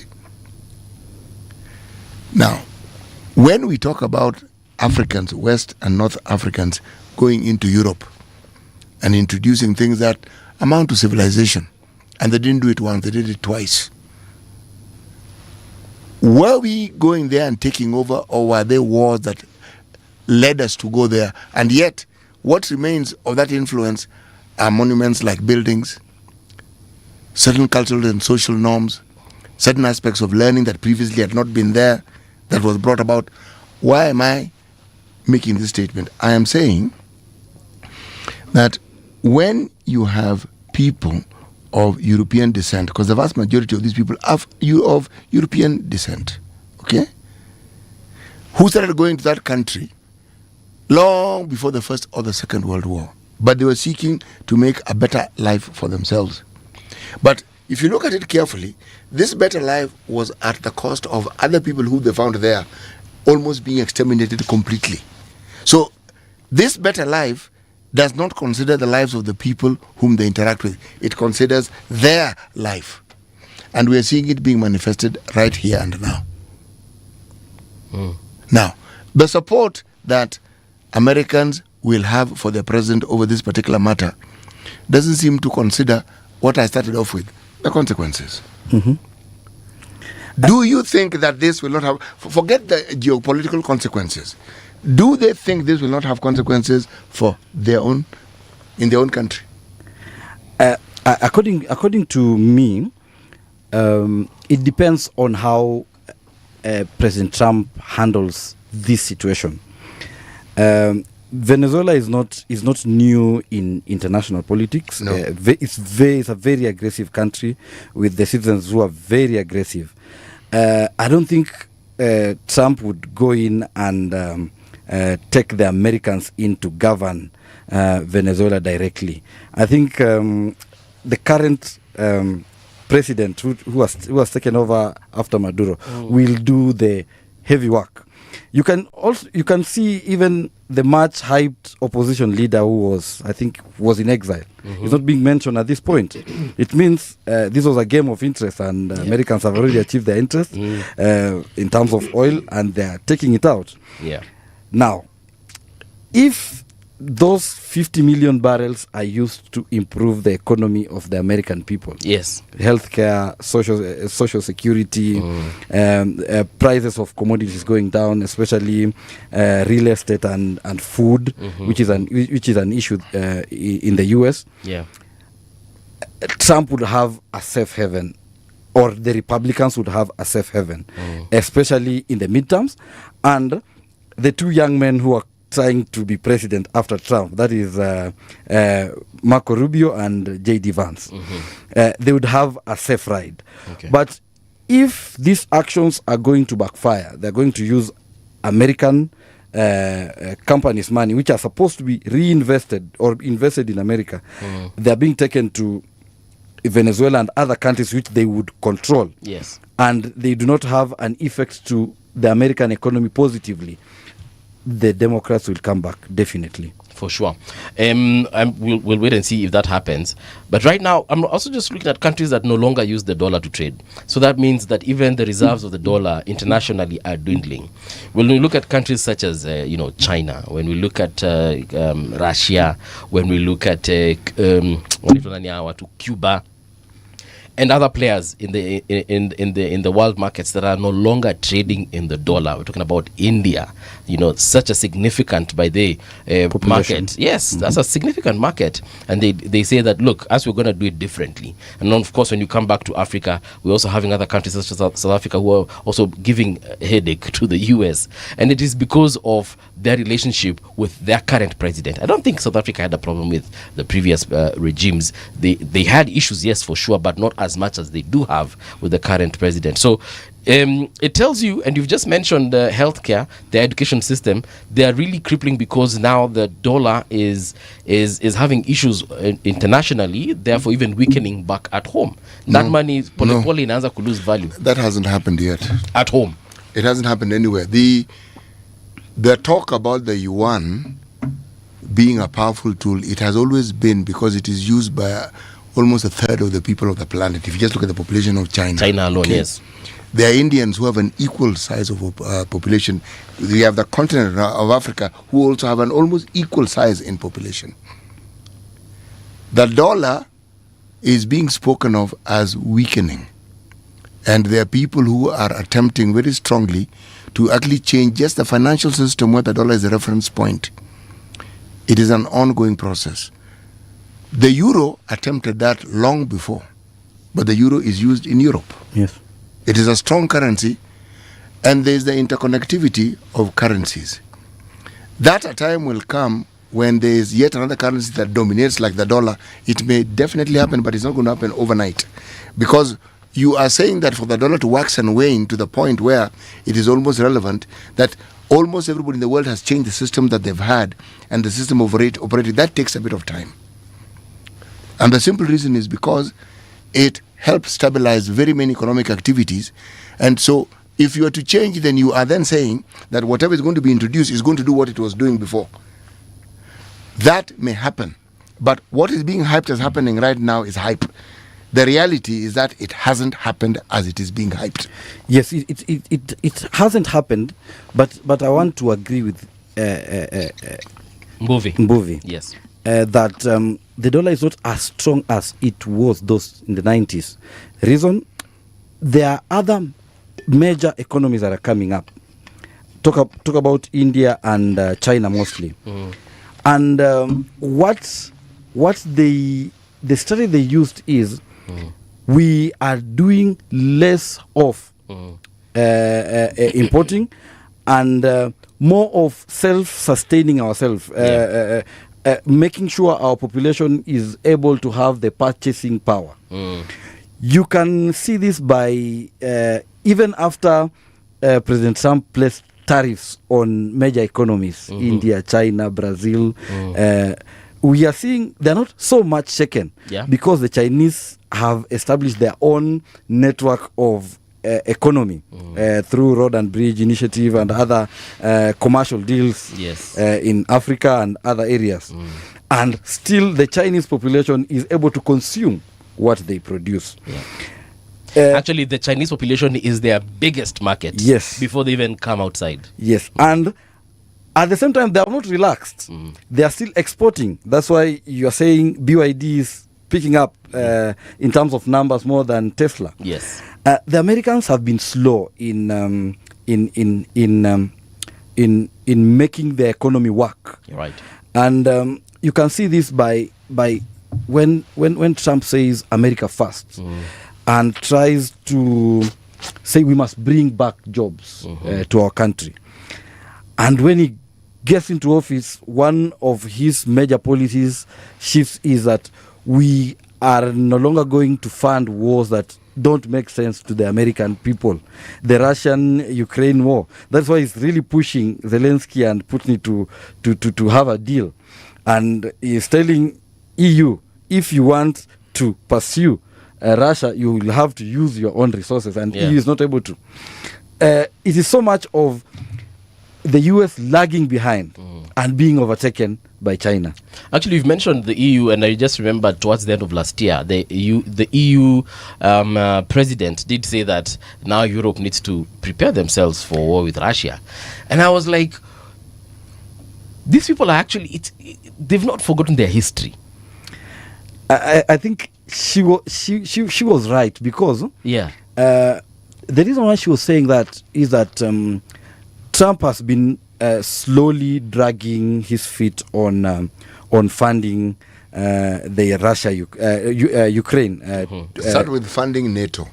Exactly, that is the whole point. Yes. And EU was so much dependent on the US budget funding NATO in terms of equipment and training. So when the US pulls out, it means an aggressive Russia. Actually, the language that Trump speaks in the Donro doctrine about spheres of influence is the language Russia has been speaking throughout. You do not interfere with the former Soviet Union states. NATO is not supposed to expand eastwards to their spheres of influence. So it's like Trump and Putin have agreed, in quotes, that everybody has to control his Everybody has the areas they can colonize as they see fit. So kila mtu afanye kenye anaweza fanya, and usikuje kwangu. If it comes to that, it means that President Putin can move towards EU and colonize some of their territories. Yes, that's why he was saying Greenland is a potential meat for Putin. Now, and at the same time, Trump really wants Greenland. So it is a race of major powers trying to exert their influence. Right. Yes. Now, the Prime Minister of Denmark did say yesterday that if Trump gets into that line of, she said that ajaribu tu kukanyanga tu Greenland hivi, akasema number one, Denmark inajitoa NATO. How significant would that be? If Denmark exists NATO, it means they are very vulnerable to Russian invasion. But they said that they will. No, they can't. They have no capacity to defend themselves. It is NATO is the body that has been cushioning them. Yeah. To a point that they have reduced their military budgets. So when President Trump tries to twist them, they see a reality that over time we have not been investing in our individual armies. But there are other countries that have now also started reinvesting back into their military. We're talking about Poland and Finland. Now those ones have said venye kunaka kila mtu anaweza kujipanga. Many countries in the EU have started doing that, and they've been doing it for some time. Now these ones I'm talking about actively, like even doing press conferences and releases saying that now we need to start rethinking this whole urafiki tuko now, because clearly hapa hakuna urafiki. And there are no permanent friends even in international politics. So it's all about interests. When like the conversation we are having right now in relation to Venezuela. The Russian ships were at the coast. The CPC official was speaking to Nicolas Maduro. After some time, we are seeing Nicolas in the US. We are seeing an escalation of the China-Taiwan narrative. And US is not coming out to, like, in quote-unquote, condemn China from saying we are going Taiwan is our sphere of influence. Right. We are seeing a situation whereby Russia is domineering in Ukraine, and Zelensky after every week is either in Brussels or Washington. It means that China, US, and Russia have somehow agreed that in terms of controlling spheres of influence, Yes.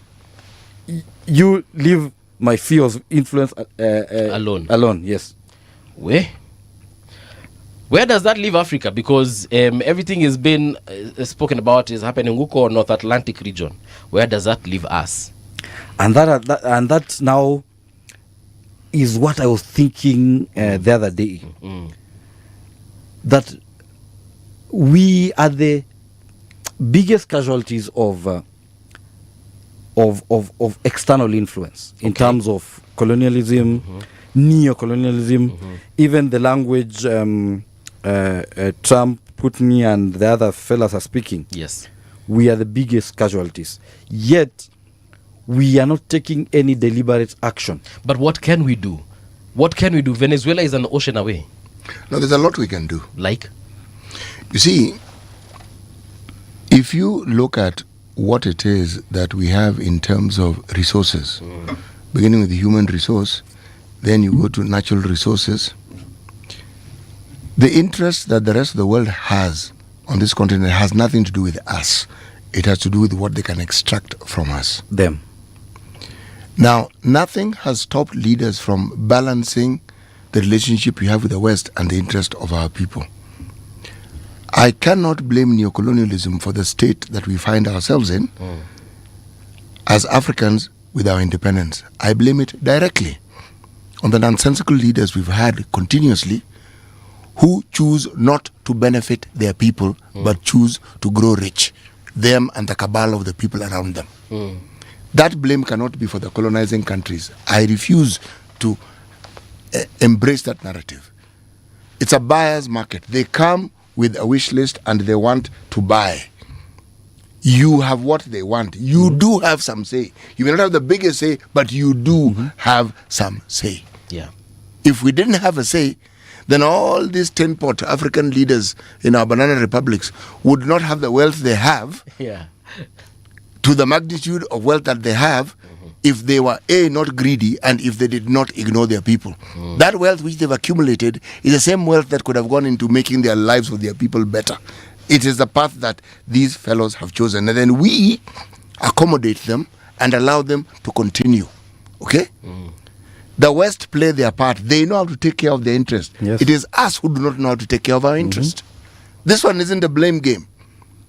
Oh, the colonists did this. Yes, they did. That was a very long time ago. My grandfather had a rite of passage and they used to remove 3 teeth here. Part of the reason was because there was something called tetanus that would get people when we went to these wars and fights that neighbors had. Where I come from, being a Luo, our neighbors were the Kalenjin. So because of lockjaw, it was understood that somebody with a wound would have lockjaw. So the reason why you remove 3 teeth, so You can feed them. Yes, that was the whole point. That was a rite of passage. You mean this was somebody who could now go to war. My teeth are all intact. I do not need that rite of passage. History can't be the thing you blame for decisions that you can make to bring about change now. History is a reference point. Yeah. So when you say, what can we do? I would ask, what can't we do? Because on this very, very, very continent, okay, not 10 years ago, there are 2 presidents who are called dictators in East and Central Africa. There's one called Museveni, there's one called Kagame.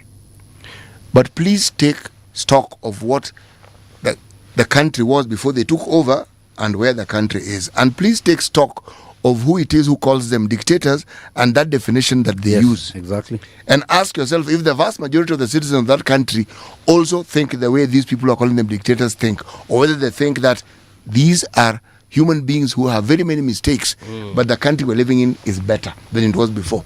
So it is not that the leaders cannot change. The leaders can. The West never stopped trying to interfere with us.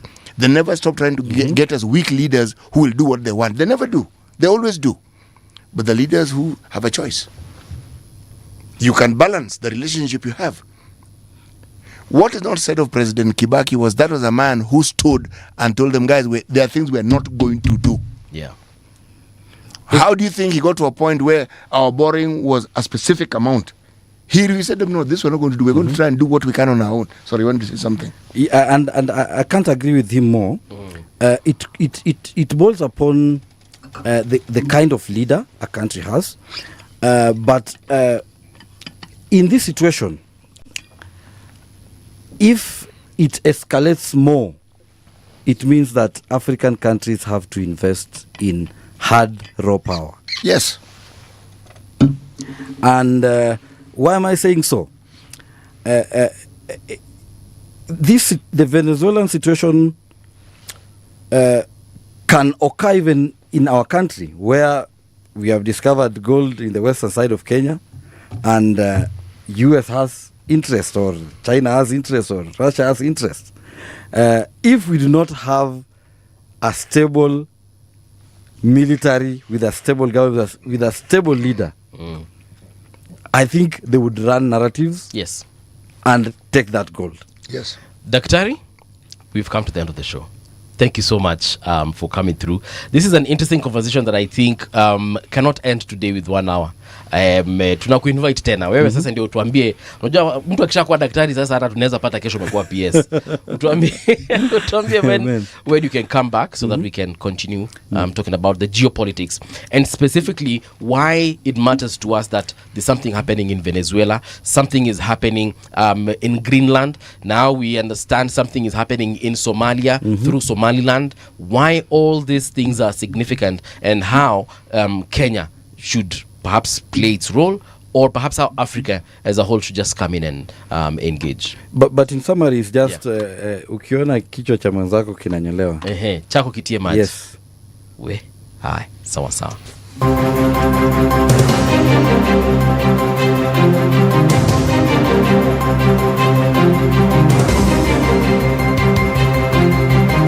This is the Radio Generation News. Good morning, I'm Winnie Maganga. At least 31 people have died in road accidents in the first 6 days of 2026, prompting the National Police Service to order an immediate nationwide crackdown on traffic violations. In a statement issued on Wednesday, January 7th, the NPS described the deaths, injuries, and destruction of properties as a grim and alarming start to the year, calling for urgent and collective action.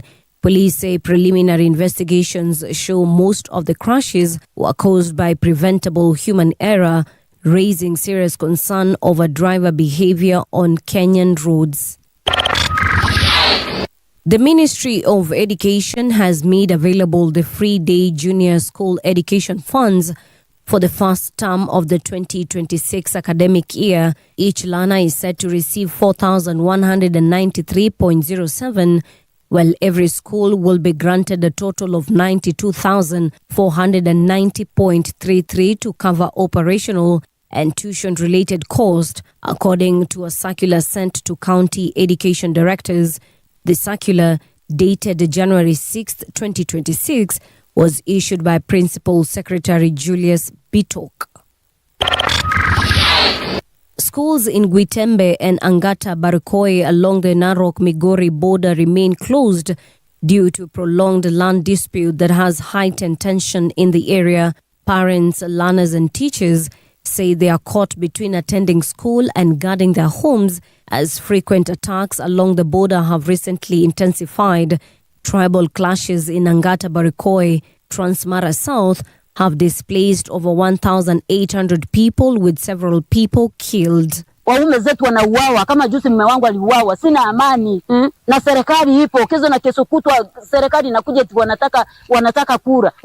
Kama wamemaliza makura zote tutapeana nini? Unajua wakati marisasi inapigwa hapa Ichameni, hakuna kujali kwamba ile ni shule wala ile ni nini. Marisasi inalia kila mahali. Opposition leaders are calling for a complete overhaul of the election technology proposed for use in next year's general election. Speaking in Kipipiri, Nyandara County, The leaders expressed concern over the planned renewal of the contract awarded to Smartmatic technology company. They say they lack confidence in the firm's ability to manage the 2027 general election. The general in command of Venezuela's presidential honor guard, Javier Marcano Tabata, has been sacked days after Venezuelan leader Nicolas Maduro was seized by U.S. forces in a raid in Caracas.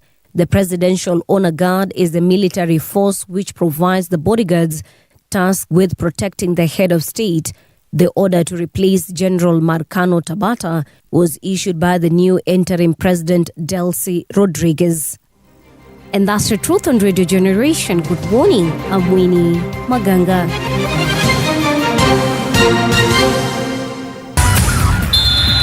Sports on Radio Generation.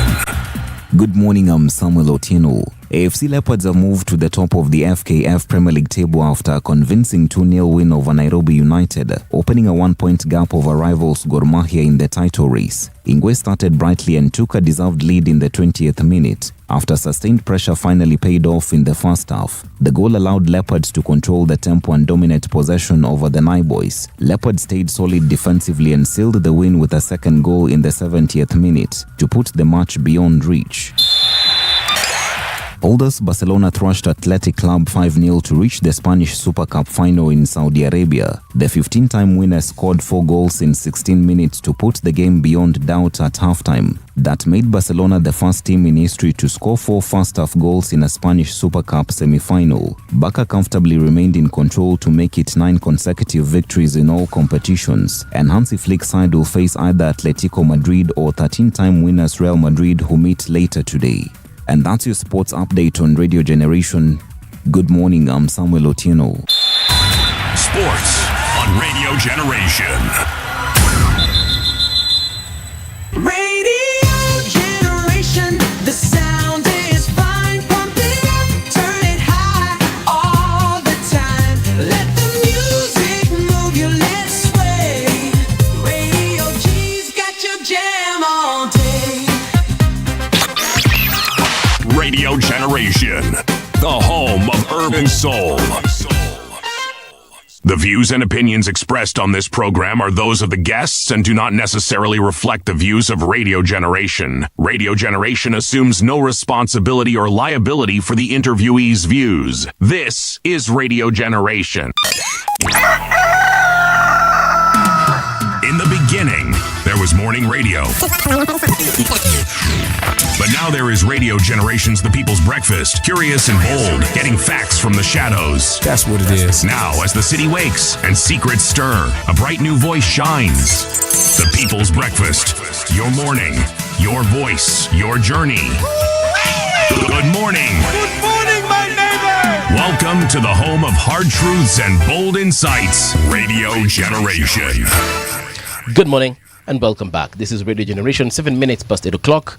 We are on 88.8 FM in Nairobi, 90.7 FM in Mombasa, and our newest frequency, 89.5 in Garissa. Thank you so much if you're tuning from those particular areas, but also, wacha nisalimie watu ambao wanatupata kwenye mtandao worldwide. I'm talking about Perceptronium. I hope that's how your name is pronounced. Amesema hivi, amesema Mungu, this can't be verity, they still are. I don't know what exactly you're referring to, but yeah, perhaps you can try and expound because I'm not getting it. But kuna Sungura Yonis, how are you? Kunaye Abdimalik Olo amesema good morning Elder City and Mbuvi, kindly ask the elder who ate the agent's money. City, do you know who ate the agent's money? Well, let me give him a little perspective. Huh? Yes. Agents are normally paid after they've done their work, and the reason is because if you pay them ahead of them doing their work, they tend to be AWOL. The similar claims were made against somebody called Karoli Omondi. Right. The year 2007.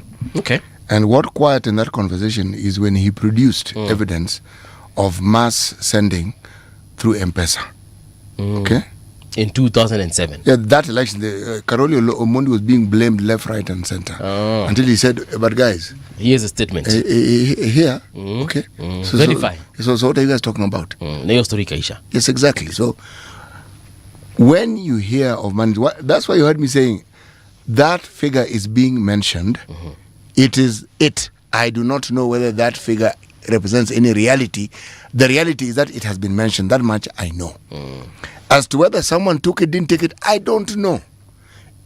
As to whether the agents were paid or not paid, I don't know. Yeah. Because even in 2007, there were agents who were saying, oh, we had not been paid, and it was all over the country.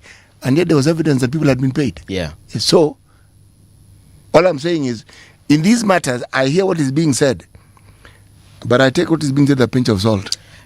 Sifuna alisema pesa imekulwa, si ndio? Na wengine kadhaa wakamsupport, wakamsecond, wakasema hiyo pesa ilikulwa. Even Sifuna needs to tell us how he knows ilikulwa. Mimi sasa what I think, burden of proof is on those who said, I mean those who've been accused of the stealing. Those who said they know.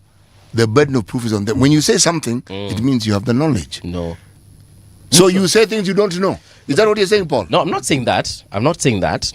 But here is a figure that has been mentioned, 500 million, that was given to person A. Okay? The only proof that we need is the money was given to person A. But the fact that the money, like what you said, Caroli Omondi alikuja akasema, okay, 3,000 agents I paid. Here are the receipts. Here are the statements. Receipts. M-Pesa. You get what I mean? Here is the evidence. Hivyo tu. So, huyu mwingine mwenye naye anasemekana alipatiwa 500 million, aseme okay, sikupewa. Ndio tuseme okay, hakupewa, turudi mwenye alisema alipewa. Wewe unasema alipewa aje, wapi, saa ngapi na aje? Mulimpatia na M-Pesa, mulimtumia kwa benki, mulimpatia suitcase iko na pesa, mulimpatia aje? The discussion about the monies that were given, those who have made any statement of that money being given need to explain what they mean. You know, because they clearly seem to have knowledge that the rest of us don't have. And frankly, why am I discussing money that was given in an election, in all honesty? Yeah, I mean, the point is we're discussing something that is already out in the public. Yeah, but I'm now thinking again, and I'm wondering, why am I discussing this thing? This is a squabble that some people seem to have, and they brought in the money element to bolster the discussion that they're having or the disagreement that they're having. Sifuna alisema kama hiyo pesa ingetumika venye ilikuwa inafaa kutumika, saizi wangekuwa kwa serikali. Ama hao ndio wangekuwa serikali. Yeah. That he can say, and just like anybody can make a statement to that effect. Yeah. Look, someone was doing an analysis as I look at your statement. Someone was making an analysis and said there's a clip that came out of a public engagement that Honorable Junet Mohammed had. And what Junet was saying in that clip was Uhuru couldn't hand over power to Raila, yet he had all the instruments of power. He had the military, he had the police, he had, he mentioned, things that the president had. And it was easy for him to just say, okay, you know what, Raila, here. So like, were you really expecting this guy to rig elections for Raila, or what are you trying to say? That's number one. And then number two, someone said that perhaps the reason why, if at all Junet was given this 500 million, perhaps the reason why he did not give it to the agents is because he was like, why are we going to pay these agents, yet the president is going to give this guy this power? So, after all, see, we just keep this. Hii kitu ni ya Raila tayari. Where suppositions and claims which are unsubstantiated exist, anything that anybody says can go. You see, it's a perspective, and it is a perspective, and there are people who could even validate that perspective. The problem is we are dealing with a bunch of people who are not very trustworthy. Politicians, by their very existence in this country, are not people you trust. Not really. Moto wakotea mbali. No, in fact, hata mbali zaidi. Kabisa. Kuna nani alisema hivi, bado in the same breath. Remember when we hosted Honorable Beatrice Elachi here a couple of weeks ago? Beatrice said that during the campaign, this last by-election period, she said that she has never seen the kind of organization President William Ruto has. And you could tell that from the way she was talking, she was admiring the process. She was admiring the politician that this man is in terms of organizing and ensuring that he doesn't leave anything to chance. He has his agents. He ensures the agents are, sorted. He knows where they need to be. They need to count. He has his own, parallel tallying center that, updates him literally second by second. And I listened to her and I was like, okay, you know what, that's a good thing. But then I watched another clip of Senator Oroba in a podcast saying that, look, even in the 2022 elections, President Ruto ensured that his agents were well taken care of, paid, well compensated. Hakuna mtu, na kama yuko atuambie, hakuna agent anaweza kuja aseme mimi 2022 nilikuanga mtu wa UDA ama Kenya Kwanza na sikuona shilingi yangu. And it made me think that, you know what, you guys are dealing with a supernatural being as far as politics are concerned. No, it's not supernatural. And the reason I'm saying supernatural being is because it's just extremely well organized. Exactly. Because the rest of these fellows, for however long they have been in politics, they're still unable to outwit this guy. Right now, for example, let's even take the current political space that we're in and what is happening. We have been seeing what the united opposition is doing. You have said they are calling themselves united. You do not see the unity. We have seen what these people who call themselves the united opposition is doing. Yes. And if you ask me, venye watu wa hiyo opposition wamejiorganize na vile watu wa hii serikali yenye wanaita one term imejiorganize, let me not lie to you. Someone is losing this battle and they are losing it badly. They're losing it badly, not because someone has got the instruments of power, not because someone has got the military, not because someone has the police, not because someone has the NIS and the DCI and whatever it is, not because someone has captured parliament. It is because nyinyi wengine bana mmekana tu kujipanga. And it is coming out very clearly. And I honestly sympathize with them. I do. Because to me, it's like they're wasting time. If they cannot come together and organize themselves and just decide, because you're seeing one person coming out in the morning saying something, then someone during the day comes out and disregards and dismisses what the other person said, and then someone else before you sleep, they're on the 7 o'clock or 9 o'clock news saying something even the previous two did not say, and you're like, okay, so guys, you're pulling us in one direction but in 3 different ways. Do you hear of Mother Karua? I haven't heard her in a while now. Do you hear of Kalonzo? Apart from seeing him, no, I haven't heard. Do you hear of any of the people who are supposedly in that united opposition? Well, I heard Matiang'i yesterday saying that pesa ilitoka. You're half a billion. That's it. Yes. That's it. And Honorable Kioni saying the same thing. That's it. So, I mean, beyond that. Yeah. All I'm saying is, why I say the people call themselves the united opposition. Yes.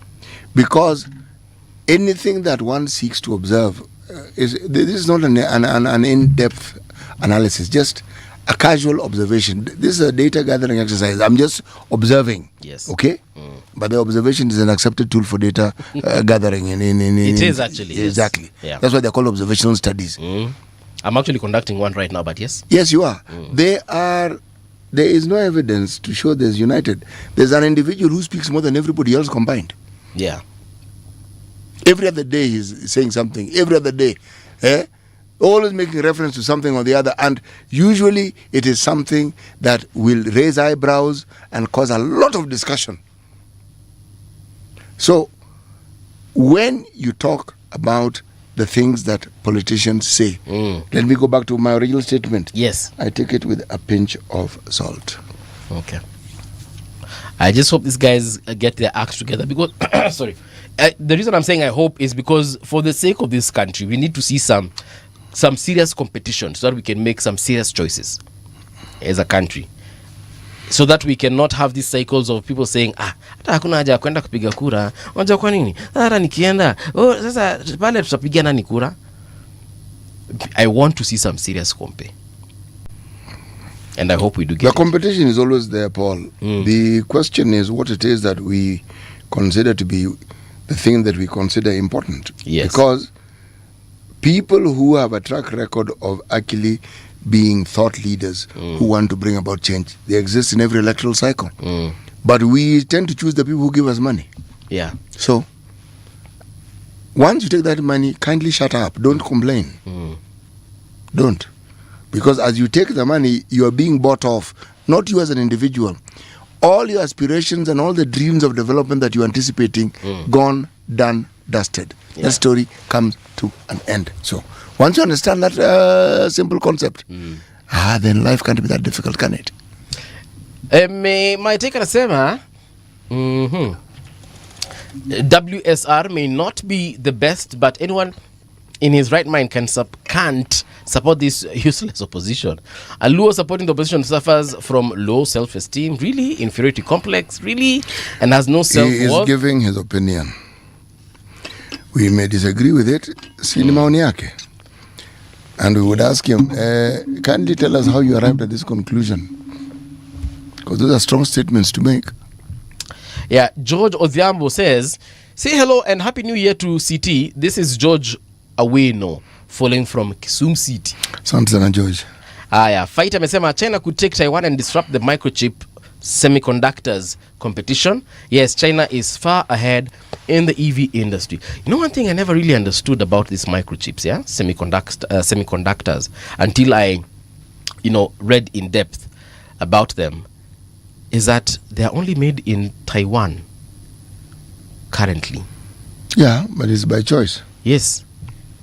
They are the only ones that have got those machines that some are as old as 30, 40, 50 years old. Once again, it is by choice. It is not as though some other people can't make them, they can. And the reason I'm saying this is because when that story came out and I got to read about it, I was like, we are over 200 sovereign nations that have got perhaps the same, if not similar or more resources, but these folks are the leaders as far as that is concerned. I was like, this, it's not like at rice, we have rice all over the world, but there are specific countries that, Paleju, like these guys are the only ones. As I said, yeah, it is deliberate.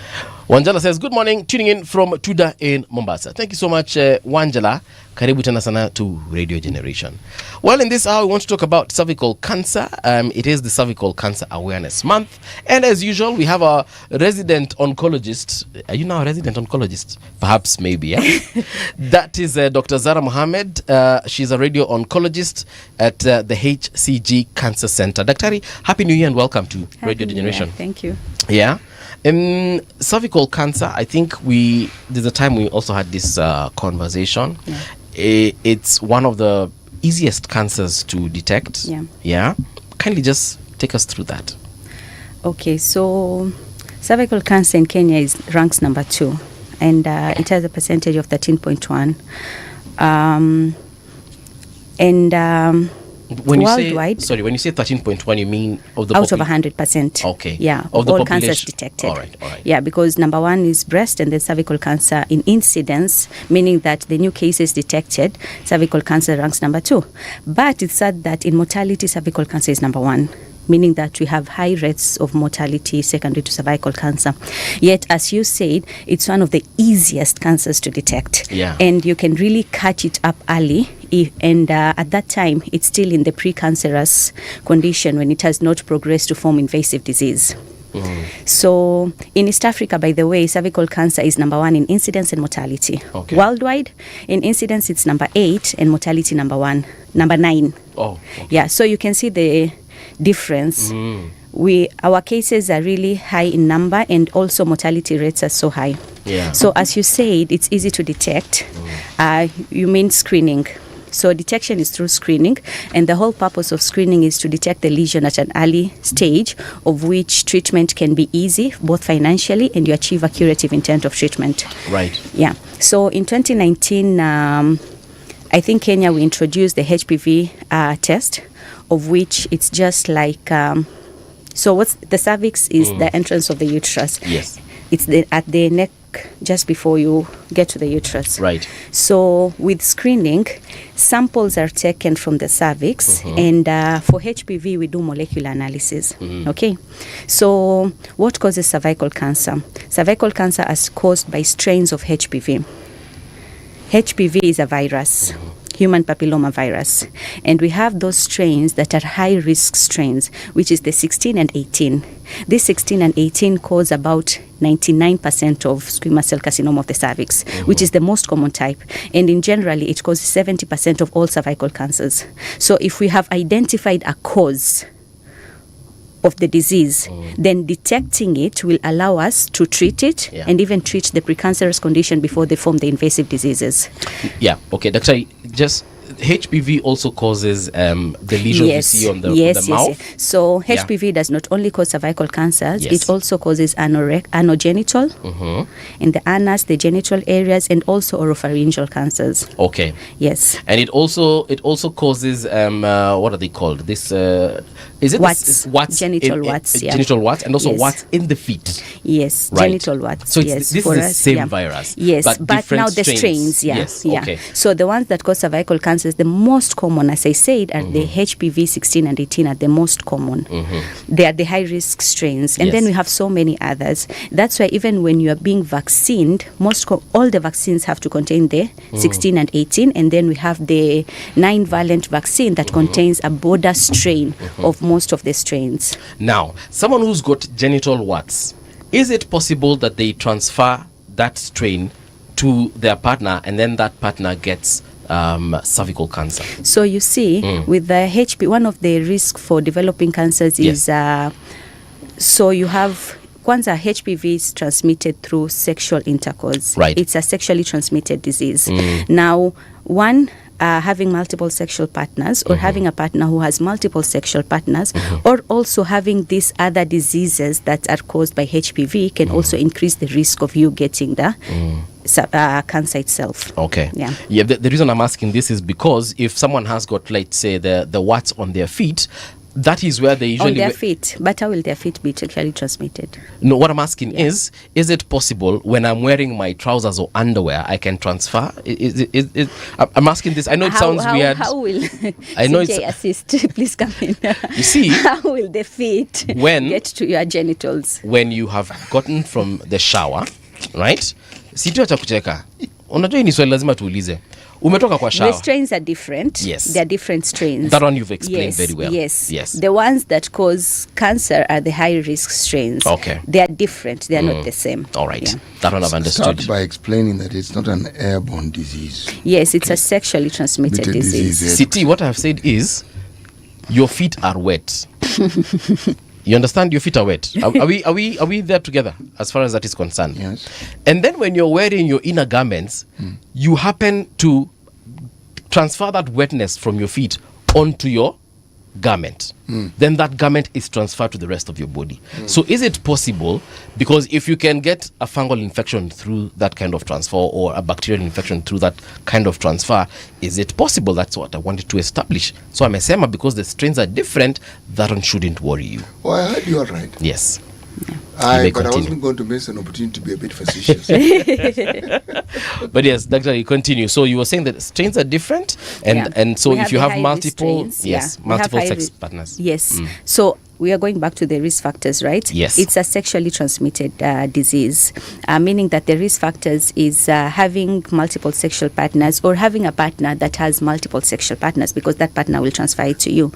Another risk factor is multiparity, like when you've had several deliveries, more than 5 for multiparity. This is because every time during the normal SVD delivery, the cervix undergoes some traumatic changes. So that may also be a cause. And we also have... just pardon me. Yeah. So you're saying that when you change the ecosystem of the cervix, multiple times. Yeah, that has also been identified as a possible risk factor it is a risk factor which does what exactly? for development of cervical cancer.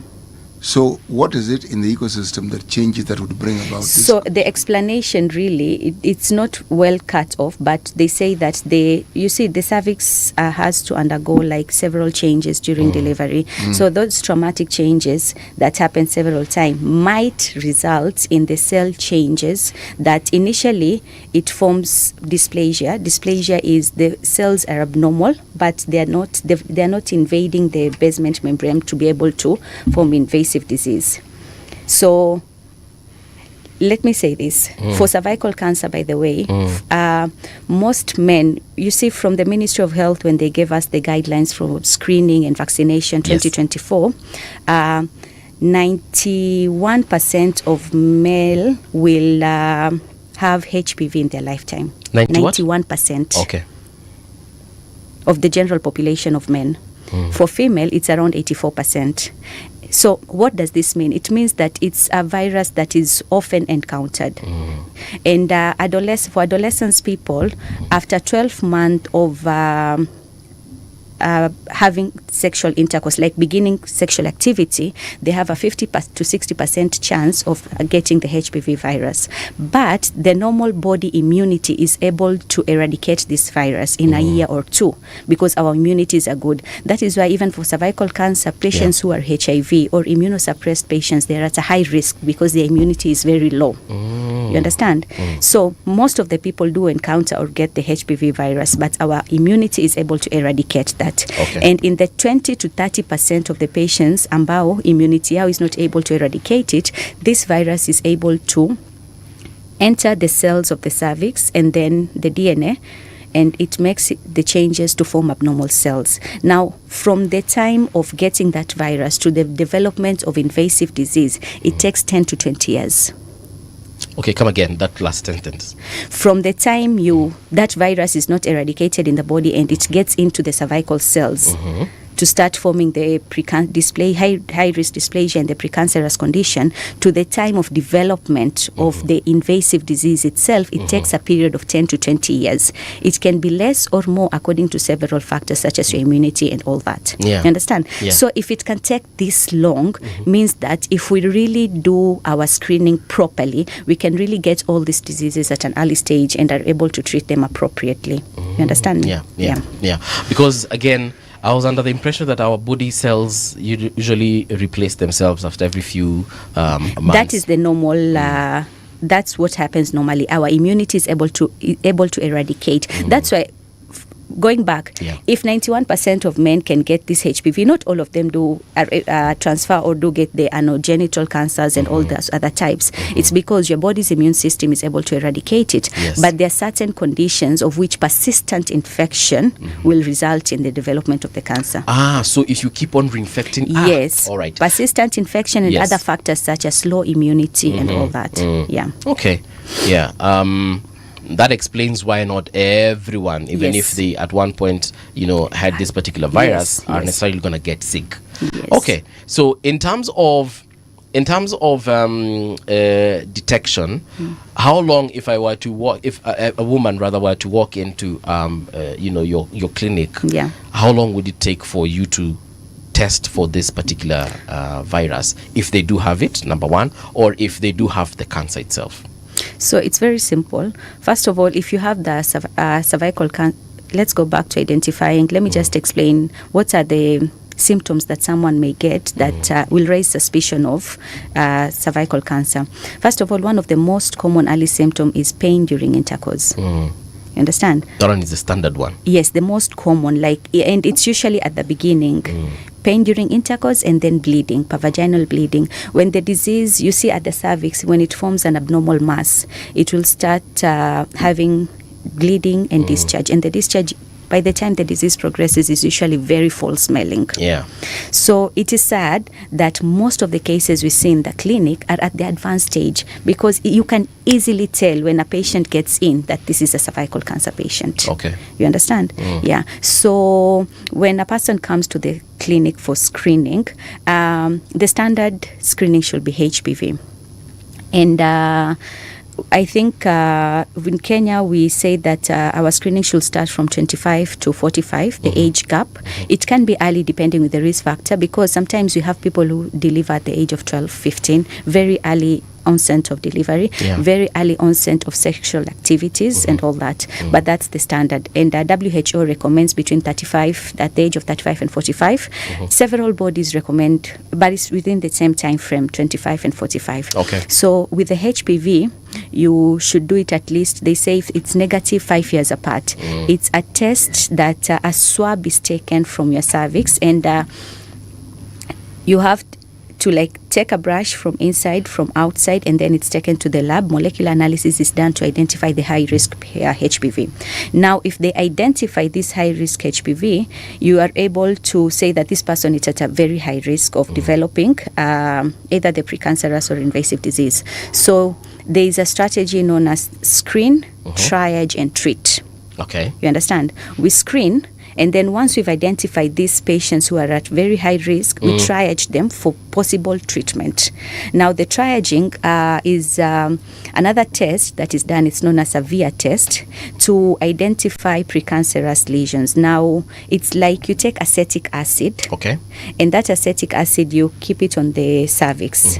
Now, the changes of the cervix, after a minute, there will be some white patches. Or when they will react to the acetic acid. Yes. Okay. Yes. Now, when you have those white patches, now this is a patient with either precancerous condition or what. Now, the gynecologist will go ahead and treat this patient. All right. You understand? Now, treatment will either be ablative or other treatments available according to the risk of the patient. If the patient has invasive disease, meaning that now the disease is big, has able to spread into the basement membrane, this person needs the whole treatment according to the stage. Daktari, what would you say one would need to see if we were to make a claim that we are winning the war against cervical cancer? By the way, also from the guidelines, it's stated that from 2018, the screening has been uptaken from 5% to 33%. So we've improved, but again, from those who are detected, only 30% were able to receive treatment. Wait a minute. So when you've said from what percent? From 2018 to 2024, the uptake of screening in the facilities has improved from 5% to 33%. These are new patients who are coming in to be checked. Yes. Okay. Now, those patients who are uptaking the screen, because most patients don't even go for screening. They don't know the importance of screening. Because if this is a preventable disease, you can identify what causes it. Because it's not like pancreatic cancer. Yeah. Pancreatic cancer presents extremely late. You don't even, like someone just presents to you, and what symptoms were you having? I developed the jaundice and I don't know where this is coming from. Yeah. You understand? It's a late presenting disease. But for the cervical cancer, it's a disease that we know what causes it. We can try and check for these high risk strains that cause the cervical cancer.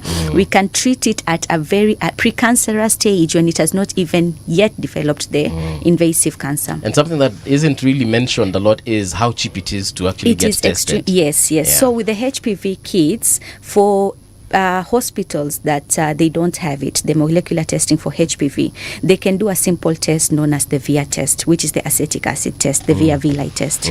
But the recommended guidelines is the HPV. But still, you see, the acetic acid, it is something extremely simple, extremely cheap, and extremely fast to do. Yeah. Yeah.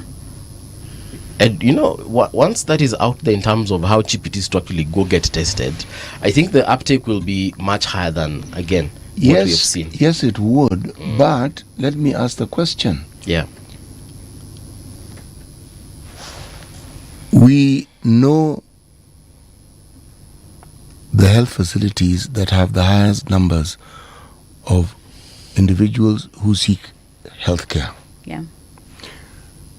How many of these health facilities do we have where this testing is possible? Is the possibility of the testing available, readily available in the clinics that people go to for regular health care? For the simple test like the VIA villi, it's extremely available everywhere, even in the sub-county hospitals. Now, for the HPV, that might not be the case, the molecular test. The answer you've given me is a good one. Let me move now to part 2 of my question. That being the case, is it possible for this particular screening to be made mandatory for people? Yes. Let me repeat it so that you understand. Is it possible for this screening to be made mandatory for people who actually go to seek health? Why am I asking? When you go to hospital, there are certain processes that you normally go through. So I'm asking, can screening be one of them? It could be. But, you know, with everything, you need to get consent. Yeah. So I think our main challenge and what we should really uptake is creating awareness so that it's more of ignorance. That's why people are not going to really get checked. They don't know. If it can reach a point that someone comes with very false smelling discharge, that's when the person seeks help. And we've had several, even international patients come to our facility with advanced disease. We've had patients, I've had like several patients from DRC, from other facilities, still seeking cervical cancer treatment outside their country. You You understand? At an advanced stage. So yes, it's possible, but again, it's the patient's consent. So I feel like for us to get there, we really need to create awareness of all this, like what is it caused, what are the early symptoms, how preventable it is, and prevention is obviously better than cure. You see, where City has also come from, I'm of a similar thought, because, for example, right now, if I go to hospital with a cold, I'm sure the first thing you will do is send me to the triage, yeah? You will take my weight, you will take my height, you will, take my blood pressure, even before we discuss my cold. Is it possible to have it such that even when women go to this, places, we can ensure that that particular part of triage, let me call it triage, can be included, so that it is very possible. I feel like most facilities usually uptake like a separate small, even if it's like a room of which patients can go and get. And for the cervical cancers, by the way, what we do is when we are doing that screening, we incorporate breast cancer screening also.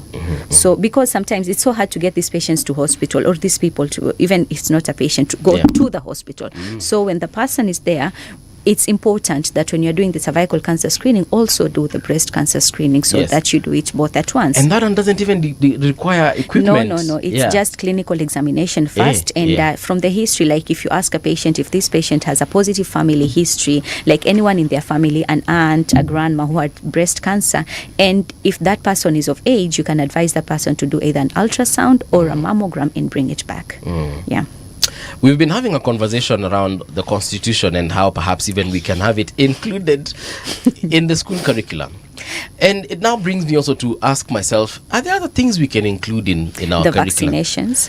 To talk about things such as vaccinations. To talk about these tests, so that, number one, for example, the mammogram one, the one that you can just do self-examination in your house, so that these girls, when they are, and boys, because also boys are susceptible to things such as breast cancer, when we are young, we have this thing inculcated the same way we were taught the loyalty pledge, the same way we were taught the national anthem, such that for you it now becomes normal routine from that age. Don't you think that would actually have some positive impact? That's a very good point. And also to mention, like the HPV vaccines, when they were introduced, they were taken to the schools, churches, religious places, but it's sad that it was not taken positively by most people. People thought, I remember there were some religious leaders who had this claim that the vaccine might cause the infertility. And all that, which is not the case at all. How does the vaccine work? When you're given the vaccine, it's like a virus-like particle. It's not the virus itself. It's not a live virus. It's a virus-like particles, which when introduced in the body, your immunity will be able to see this and produce antibodies that will boost your immunity. So you having a high immunity, every time if you are to get the virus will be eradicated because your body is ready to fight it. Ready to fight it. So it doesn't cause infertility at all. So I feel like when we're introducing these vaccinations, we should at least first introduce educational programs and all that, so people could understand it more, and then the reception of the vaccination will have been better. I remember the Catholic Church was one of those organizations that was really against until they changed their mind after a while. But also I'm thinking it's because they are not included during the research period of coming up with these particular vaccines, because had they been part and parcel of it, perhaps they would be more willing and understanding as far as how this particular... I think just we start with educating them so that they understand what this is, how does it work, and how it prevents. Because honestly, you have daughters, you have your wife, you have your whole family. You wouldn't want to be in a condition for a preventable disease to be the most common cause of mortality of cancers in Kenya. That is just sad. You see, it's the same conversation with GMOs. There are good GMOs, there are bad GMOs, but no one really wants to understand what is where and how this comes about. That's why you when you introduce certain GMOs even to certain communities in this country, they'll tell you ati what iyo banana iko na nini. It is because of, unfortunately, how we were set up. But if you take people from that community who are professionals in those particular fields, and then you include them in that process, they're able to get back to their community. Yes. And they'll talk to them. Community leaders. Exactly. You know, Paul, Yeah. all these vaccines we speak of are GMOs. You know that? They are, yes. They are virus-like particles. They are made in the lab, and They're modified. You see, the dominant narrative about GMOs is that they are bad. And that narrative is actually not correct. But then those who ought to make it correct do not do so. So what pertains then is what most people like. And we like hearing bad things. Then we like propagating negative things. I don't know. Do people feel happy when they propagate negative things? You know, Go ahead, Paul. My mom is a cancer survivor. You always tell me that. Yes. Yeah, So, that's and very good. the reason I'm saying this is because this conversation of GMO, whenever we go with her to buy whatever it is that we're buying, she'll always, especially kama ni kitu inaingia kwa mwili, Of course. she will always ask, But you know, it's "Ini always GMO?" good to eat healthy. Yes, yes. Organics are always better. The best. Yes. Yeah, but the reason I'm bringing this up is because I understand that conversation with my mom. Yeah. And if that can happen just between me and her, I'm imagining the remaining 50 million of us. There is a process that normally takes place when people go to a health facility. It's a health talk. Before people are sitting in the waiting area, before they go to the various places, some health provider will come, talk. Now, there are very many avenues through which you can actually either sensitize, educate, inform people. This is not even continuous medical education. This is just health talks. By the way, those are mandatory. They have them. Now, how it is, and this is where now we go to KMPDC and the other bodies that create these curriculums, because you know the need. When you're training the people you train to be in the health sector, some of these things that pertain to the discussion that we're having can be taught. Yeah. A unit or so. It goes even beyond the training of people in public health, because these are specific things. It can be taught, so that at a specialization phase, those who are interested can then pursue it. Yeah. It can also create interest in health for our Yes, children. yes. But if these CBC programs even have some cooking, because I see kids like coming, some of them they're making things, some of them they're taking chicken to school to cook. They can as well easily Do they come incorporate. back with the chicken? Wait, like an entire chicken. Yes. They can as well incorporate these like as a unit, as a school unit. Maybe because for vaccination internationally it's 9 to 14. Kenya we do it at the age of 10 to 14. So we can identify this group of children, it's which year, and then like educate them, keep a unit for all this, educate them, and also once they understand, they're able to receive and the vaccination with a positive mentality. And also they will be the ones to teach other people and their parents and go explain to them. And also something else I see doing in corporate, in the corporate world, where we are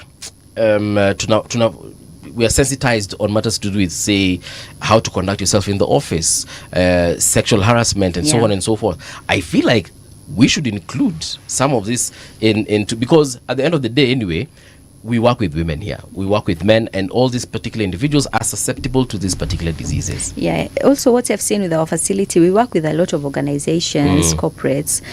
We have several screening programs that we do with them. So that's something that's very easily achievable. Yeah. Should be included in like your operational SOPs or something of that sort. Perhaps it will help, because as much as we want to talk about it being mandatory, make sure we can see how we can put it in the law. That's a political process that might take forever. Actually, yes and no. The moment we introduced and formalized a certain cadre of health worker called a promoter, okay? This is a fancy name for a certain cadre of employee within the government who existed. There were field workers in agriculture, field workers in health. They existed. These people are chosen from the communities they come from, and they're given a certain basic training. Part of the reason why their work is effective, because they're people who are known. And with that knowledge comes the trust factor. So the things they talk about are a lot easier for people to actually listen to and to even believe. The structure for ensuring that people get to know about cervical cancer does exist. Now, the effort to ensure that this is included in the work that this kind of health worker does is perhaps what needs to be looked into. You see, in the care and treatment of people who are HIV positive, there were people who were called peer educators. A peer educator was by necessity, HIV positive. Oh. So for us, it will be a survivor. Yes. So they are talking about something they know. Exactly. For them, this isn't theory. And they will be passionate about it. Yes. Yeah. And they will explain to you. They can answer things directly because they know what they're talking about. That we are in a position to actually achieve. Yes. The so-called infrastructure exists. But now, the deliberate purpose of ensuring that it actually does get to work, you see, that now is a completely different discussion, because people do go to hospital. People go to the lowest level where they are not feeling well. The moment someone is in that hospital, that is an opportunity for them to hear something that they did not know, because they're not going to go anywhere until they get until they're attended to. Yes. But not only in hospitals, I feel like also in religious places, in schools, church, all mosques, these places. temples, Yes. kwa waganga. Aye. Oh, yeah. Now you'll bring about herbal medicine. No, you need to ask where it comes from. it will explain why it is. He had to include that by cadre. the way, no, let's not include that cadre, because sometimes I was joking about it, but yes. the reason continue. of delay of treatment is patients seek other types of treatment that don't work. They have no scientific evidence of scientific background. Basis, Yes. Yeah. So someone will start developing symptoms, and then I remember having some patients say iko kwa uko. My grandmother had it. Your grandmother had cervical cancer does not mean that you should have cervical cancer. It's an infectious etiology, which can easily be prevented and treated the right way. So this psychology that when you have something, it's always just because some ancestor spiritual. had it. No. You see, when you're dealing with healthcare, the thinking, the psychology behind seeking it, the biggest fight you will have is the myths and misconceptions that people come with. True. And for them, that represents the truth. And there are many. Yeah. Yes. For them, now, that's why I said, and you're absolutely right and spot on when you say where people gather. Yeah. I shouldn't have just limited it to a health facility. Where people gather, these are things that you can actually include and ensure that it's part of the discussion. So that, because the myths and misconceptions are usually the barrier that prevents people from actually accessing what is readily available.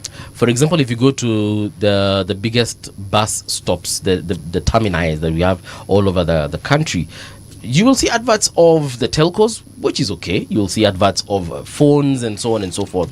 But what I would like to see more is also awareness. Yeah. So alongside that Safaricom poster, can we have one about, HPV? Like also have posters that, okay, it's January, it's Cervical Cancer Awareness Month. And then in that, you can just keep pictures of vaccinations, screening, what are the symptoms, so that people can be aware of, like someone might be having this sports PV discharge and like thinks that it's normal. Maybe it's just hormonal disbalance or all that. But if you increase the awareness and this person does go to seek medical, maybe this can be identified at an early stage, and maybe it was a precancerous lesion that can easily be treated. Yeah, for example, you don't even have to undergo a hysterectomy for precancerous lesions. During COVID-19, you'd find literally, those posters telling you the kind of symptoms. If you see this, you feel this, seek medical attention. So it was in the banks, it was in the supermarkets, it was everywhere. Even the way they were telling us you should.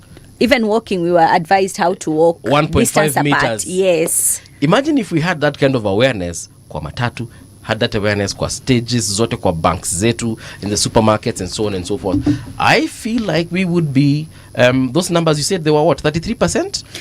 We've increased for screening. We've uptaken from 5 to 33% Exactly. from 2018 to 2024. We might be talking about higher numbers in the next cycle of statistics.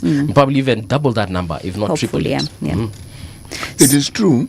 You see, the people tend to deal with what has been common, and the narrative around cancer is not very dissimilar to the one regarding HIV, where at the very beginning, when people understood that there was something called HIV, you heard it, you knew death was the next statement, okay? As we talk about cancer, we know of its existence, but the details that we are going into here is actually not known, and the details are not difficult to understand, neither are they complicated. They are not. But somebody has to put that information across. Yes, and there are people who are already in that particular sphere, and it is actually their duty to be able to do this, but a lot more could be done. Yeah, I think the most important thing for us to understand, and the most important point from this conversation, is cervical cancer is preventable. Screening is widely available and accessible.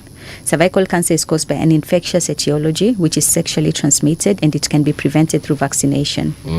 Identifying symptoms at an early stage is very important, because treatment of precancerous lesions is very easy, and also financially it makes sense when you treat it early before it progresses. Okay, we have to understand the symptoms, we have to understand the treatment. So we've not spoken about how we treat cervical cancer. For the cancer that has already become invasive, first of all, you have to stage it, and then according to the stage that it is, you can either undergo surgery for very early stages, that is 1A until 1B2, 1B3 for certain instances, or you can undergo chemo together with radiotherapy. It's not all cases that undergo surgery. For diseases that are big, stage 2 to stage 4A, you can get chemo together with radio, and it's usually the treatment is curative, so long as it's until stage 4A, meaning that the disease has not spread throughout the body. It's just within the cervix and maybe sometimes the lymph nodes across it. Right. And there's also another treatment for cervical cancer known as brachytherapy. Brachy. Yes. So brachytherapy is internal radiation. For a patient who has received chemo together with radio, they receive a type of internal radiation to maximize the dose. And this is the whole treatment for cervical cancer. Now, for brachytherapy, between brachy and the chemoradiotherapy, the whole treatment should be at least 7 weeks. You should not delay to start brachy. Now, that is also another challenge we're having as a country. Not all facilities have brachytherapy. Some government facilities, there is a lot of patients. As we said, it's the second most common. There is a big delay. After you've completed one type of treatment, for you to start the next, sometimes you can wait a month or two. Because of the limited high patient numbers and limited brachy applicators. Yeah. There's one I know about, freezing, where there's some now cryotherapy and all that. Now that is for the precancerous lesion. You can, once you've identified you have a precancerous, say the high grade dysplasia, or now there are also indications of treatment. Is it 1, 2, or 3? Usually the 2 and 3 are the ones that are treated, and it can either be ablative or other modalities. The gynecologists usually do them. Okay. Yeah. But those ones they can also be done with yes, the thermal treatments and all that. Because I remember thermal ablation. I remember having a conversation with another doctor from another facility, and they said it's something. Some of these treatments you can, if they find that you have cervical cancer, you can literally just walk in and walk out during lunch break. Yes, now, and no one will even know that you are at a cancer center being treated. Now, I think that was the whole point of screen, triage, and treat for the precancerous lesions. It's very easy to be done. It can be done as a day procedure and all that. Yeah, that would be that's the thing that worries most people is when they have the knowledge is cost. Okay. And that's what must be addressed. Okay. We have a health system called SHA, which is nestled under SHA. How does SHA relate to this? So what I know, SHA does pay for the treatment. It pays for chemo, radio, and also brachy. Now, it depends also. Some facilities it pays comprehensively. Some facilities, there might be a small top-up, but also with radiotherapy, I think there was a time we discussed that there are different radiotherapy techniques. Also, the technique you are getting will also determine the cost. Okay. You understand? But yes, SHA does pay for a bulk of this treatment. And I think in government facilities, it's comprehensive. It pays for full treatment. It pays for the full. What is the Yes. full treatment? The full treatment depends on the stage. Now, for the precancerous lesion, it can be thermal ablation and other types of modalities. And for invasive disease, for early stages, very, very early, you can do a total hysterectomy. You remove the uterus. Now, the uterus, together with the cervix and the nodes, they undergo examination. Now, from the examination pathology, they will identify if there is any high-risk features that may upstage this patient, because sometimes imaging might not equal pathology. You understand? If the patient has been upstaged, then the patient needs radiotherapy on top of the surgery. But if this patient has an advanced disease like stage 2 to stage 4A, then this patient receives chemo, radio, and brachytherapy. I told you radiotherapy is external radiation coming from out in, and brachytherapy is a form of internal radiation. Now, the radiation How do you spell kills. brachytherapy? Brachytherapy is BRACH, brachy, then therapy. Yeah. Who was brachy? We'll have to find out. It's a form of surface radiation. So you see, when the mass is big, the radiotherapy and the concomitant chemo shrinks it down. You understand? It kills these tumor cells such that it all shrinks. And then with brachytherapy, it's a form of surface radiation. So when you keep that radiotherapy probe internally, where the tumor started, it is going to give radiation from internally outwardly. It usually gives it for a very small distance, so that anything nearby does not get the radiation. Okay. Yeah. Daktari, thank you so much. Nimenyongwa kidogo. That's what happens when you multitask. You want to talk and swallow saliva at the same time. And talk about those witch doctors. Your ancestors are calling you. We'll be right back. Generation, the sound is fine. Pump it up, turn it high all the time. Let the music move your lips sway. Radio G's got your jam all day. Radio Generation, the home of urban soul.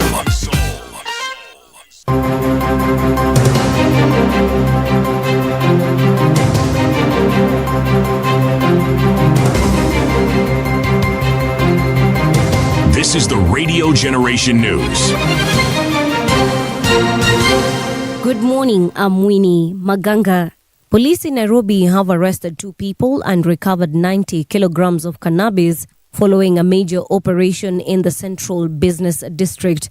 The arrests were made yesterday after officers conducted a coordinated operation in the Nyamakima area where they intercepted and impounded a lorry suspected of transporting illegal goods. The vehicle was escorted to Nairobi area traffic yard where a thorough search uncovered 14 sacks containing approximately 90 kilograms of bang concealed inside.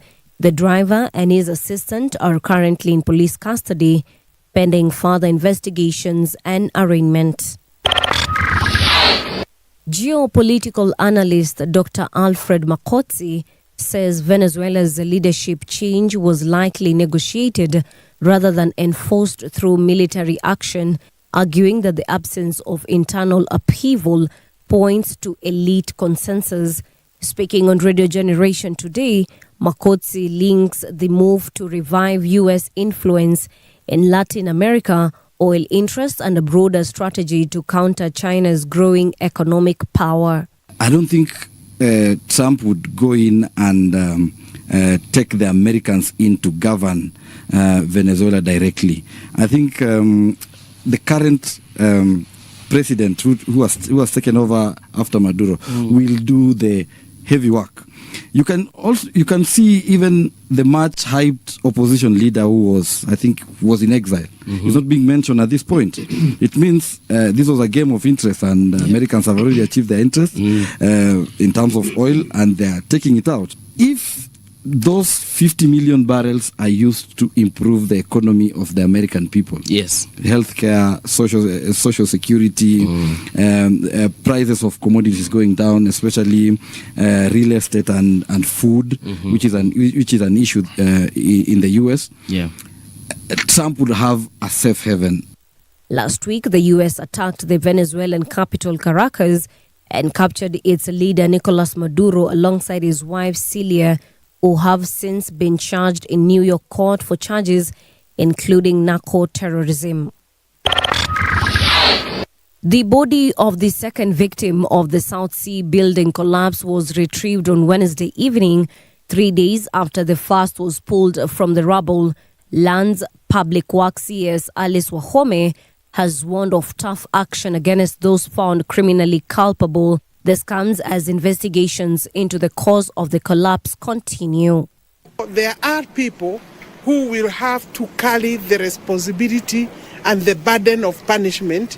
Ndio wawe tu kama wawe pia funzo, and we know that sometimes the government has said we shall leave no stone unturned. This stone will have to be turned. The county did the last nail, put the last nail on the, coffin. They may want to defend them, but that is an area that we shall tell the public what happened. Cambodia says it has extradited to China a billionaire businessman accused of masterminding a vast cryptocurrency scam in which trafficked workers were lured to forced labor camps to defraud victims globally. Cheng He was among 3 Chinese nationals arrested on January 6th after joint investigations into transnational crime lasting several months. Cambodia said the U.S. charged the 37-year-old who was born in southeast China last October with running internet scams from Cambodia. And that's the truth on Radio Generation. Good morning. I'm Winnie Maganga. The views and opinions expressed on this program are those of the guests and do not necessarily reflect the views of Radio Generation. Radio Generation assumes no responsibility or liability for the interviewee's views. This is Radio Generation. In the beginning, there was morning radio. But now there is Radio Generation's The People's Breakfast, curious and bold, getting facts from the shadows. That's what it is. Now, as the city wakes and secrets stir, a bright new voice shines. The People's Breakfast, your morning, your voice, your journey. Good morning. Good morning, my neighbor. Welcome to the home of hard truths and bold insights, Radio Generation. A very good morning to you and welcome back to Radio Generation. It is now 6 minutes past 9 o'clock. In Nairobi, 188.8 FM, and Mombasa, it's 90.7 FM, and of course, Garissa, we welcome you on 89.5. In the previous hour, nilikuwa nimenyongwa na mate hapa. City akasema ati it's my ancestors. Ama, what did you say, City? No, that wasn't me. That was a guest. Oh, Daktari said it is my ancestors, eh? I don't know your ancestors, so I cannot speak about them. Yeah, so mate ilingia in the wrong hole. We have John Maina here saying Ruto is a real enigma of organized politics. Well, we shall have a chance to talk about politics at a different time, but we still want to talk about something that the president was was telling us about, and that is Singapore. A lot of you, of course, have been saying that Singapore, bana, hii mambo ya Singapore tuache. Can we focus on other places and other areas? Well, there's a reason why Singapore was mentioned, and we will not get away from it until we get to understand why it is we need to focus on it or otherwise focus away from it. So this particular morning, to help us have this conversation, we do have a guest who has been here before. That is Patrick Silili Adolwa. He's a planner and urban specialist. Patrick, a very good morning, Happy New Year, and welcome to Radio Generation. Thank you. Good morning and Happy New Year to you as well. Good morning and thank you. And to Muga as well. Yes. Singapore. The president, chose to talk about Singapore, and he's not the only one, to be fair. Other individuals have spoken about it. The late Raila Amolo Odinga did talk about Singapore, and several other leaders. Why are we talking about Singapore as opposed to talking about South Korea or talking about China, talking about Malaysia and other countries that perhaps we should aspire to be like? An interesting question, but why should we talk about Singapore at all when we ought to have our own model? And I think at some point you couldn't take Vision 2030 away from the Kenyan speak. It was ubiquitous. It was the only thing we spoke about. Yeah. So perhaps even as we think about Singapore, I think the best model is always a homegrown model. Yes. Because that speaks to your own unique circumstances. Yeah. It is your own reflection of the environment where you are. And perhaps what you could do is borrow only to plug the loopholes, the gaps. Yeah. Otherwise, you cannot have a development model that is entirely borrowed from another society. And I think at some point, we seem to drop our own Kenya Vision 2030, yet we had it. And there are many, many projects in the pipeline under that development model. So between Vision 2030 and Singapore is something we need to think very seriously. Yeah. Vision 2030, we are literally 5 years away from that year. Yes. Just how close or how far are we to that vision as it was envisioned when it was conceptualized? My question would be, are we still pursuing its ideals? Because when did you last even use the term Vision 2030 yourself? Okay.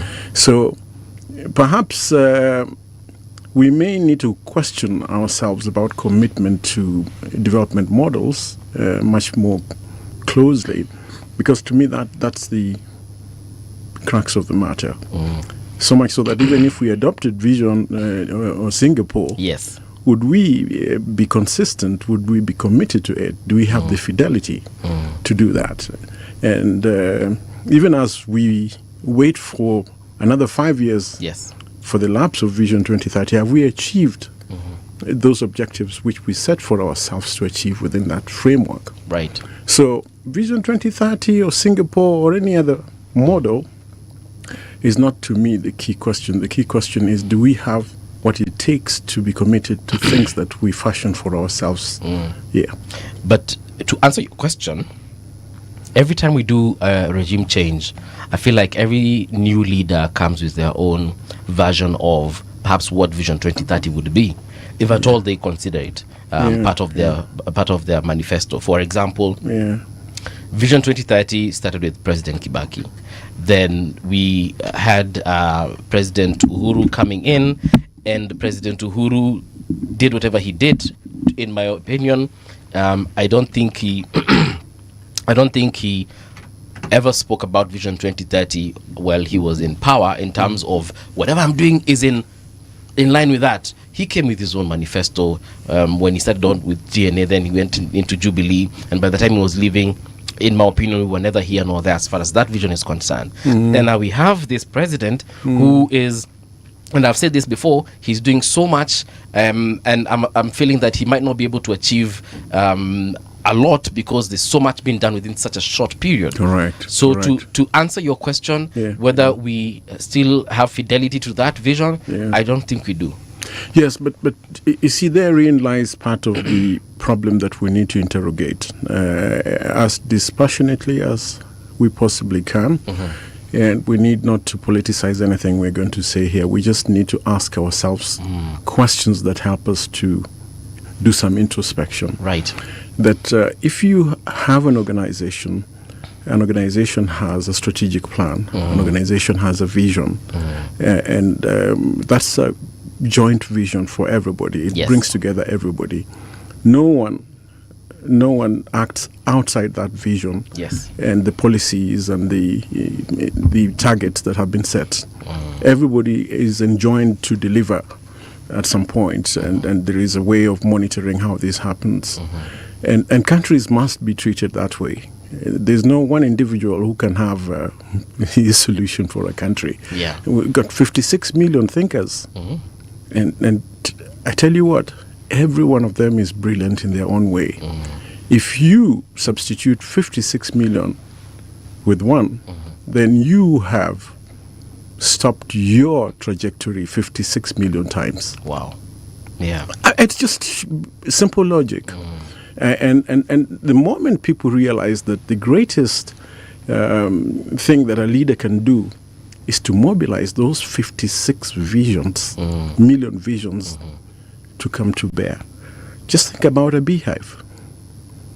There is no bee that is better than another. Absolutely not. All have their roles. All have their roles. Notwithstanding the fact that there's a queen mother bee. Yeah. So that's where we miss the point, because you really have to have a long-term vision. China has 100-year cycles. Other societies have 50-year cycles. Yeah. In Malaysia, you never do anything outside the script. It doesn't matter who you are. Is that so? No, you can't. They plot it. They put these things in space. They plan them. They know when they will deliver them. This is now the true definition of cast in stone. It's not about anybody's ego. No. It's about a country's strategy to survive and compete. Then why is it so difficult to achieve that kind of commitment? No. Why is it so difficult for us to commit? Yeah, sorry, I didn't to that discipline. I didn't contextualize it. Why is it so difficult for us as Kenyans? I won't even talk about Uganda, Tanzania, or Africa. No, our concern is ourselves. Why is it so difficult just to say, like, look, this is the best economic model, for instance, or this is the best model in terms of infrastructure development. Why is it so hard? Why is it so hard is because have we understood the concept of leadership? Have we understood why nation states exist? Have we understood why we undertake development programs and projects and so on and so forth? Is it about short-term determinism, or it's about the long view? For me, it would be long view. It's a long view. Yes. But everybody comes to do something in the short term and go. And it's never about individuals and their short-term objectives. It's a country's long-term objective with cycles for delivering it. And every person who is elected ought to come to the table to further the policies and the plans and the strategies. Not to reinvent new ones and to substitute them with personal projects and legacies. That's the problem we have. It's a person problem. It's a me person. It's an ego problem. It's a personality issue. It's got nothing to do with statehood or nationhood and so on and so forth. It's got nothing to do with leadership quality. Yeah. We're looking to a person who understands what a mission is and where that mission begins and where it stops. And it does not have personal milestones in it. There's something you said a few sentences back about cycles, and you give examples of 5-year cycles. I think, no, you said 50-year cycles and whatever cycles. Yeah. When you talk about cycles, what exactly are we talking about here? Look, I mean, you have a vision of how a place is going to be. When you start to do your house plan, you look at several models and you discuss this with your architect or the engineer, whoever it is that is your professional, guiding you to see where you want to go. And then you have a design of this thing, and he tells you we can deliver it in phases because it's a big project, right? I'm trying to answer your question as best I'm following. I can. So you say we shall phase it out. Phase 1 will be 30 million shillings. Phase 2 will be 30 million shillings. Phase 3 will be 30 million shillings. But those individual phases can be built to completion to be able to serve a purpose. Yes. Okay? Then at the full build out, you can have the complex that you wanted to. No one has a right to change it because it's been negotiated, it has been designed, its objectives have been very clearly formulated. Why do you change it? So that you can put your own personal mark on it? That's the problem. Let's take Nairobi, for example. Nairobi, the way... okay, for example, right now things are happening. We are seeing some buildings being brought down so that different ones can be brought up and serve a different purpose and even serve more people, right? Now, in terms of whoever came up with that particular idea, if it were you coming up with that particular idea, what would your vision be like? Would it be, we're doing this and perhaps in another 20 years this will be brought down to include other people, or we are doing this and hii mali haitawahi guzwa tena, let's focus on another area? I think you are happening too fast. The point for me is cities are also built to last 40, 50, 100 years. If you go to Europe, cities hardly change. Centuries old. They hardly change. And the last time I was here, I said something to the effect that Stockholm has been developing for the last 1,000 years, and it still has a smaller population than Nairobi. Nairobi is only 100 years old, 120 to be precise, 25, maybe 30.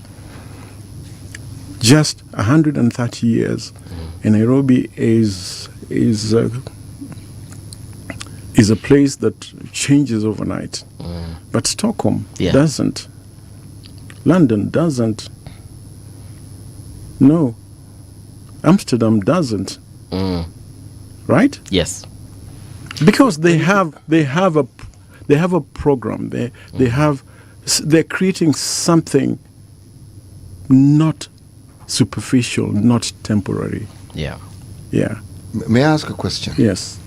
When you say it doesn't change, are you saying that there is what one may refer to as a master plan?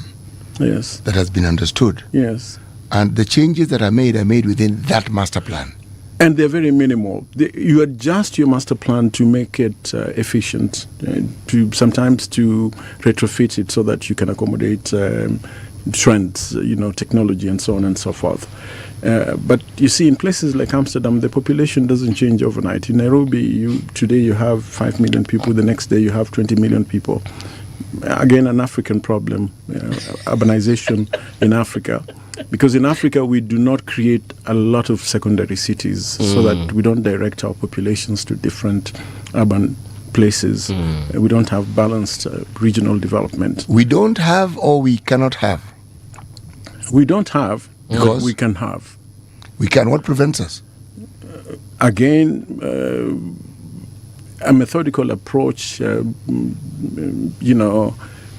commitment to policy and so on and so forth. And commitment to policy. And plans and budgets. And the elimination of personal agenda would go a long way in making sure that tomorrow we don't wake up to another thing. I want to visualize this. So Nairobi being a primary city, which one would be the secondary city to help feed Nairobi? Actually, you think of Nairobi as we now see it. What makes you think that Nairobi as we now see it could actually be divided into even more cities within that same geographical area? No, we did have that discussion last time. We did say that. Yeah, we did. We said one of the complexities of governance in Nairobi is that Nairobi grows very fast in terms of population, sheer population. And the population of Nairobi now is probably equivalent to population of some countries in Europe. Some countries. I mean, Nairobi's population is bigger than Botswana's population.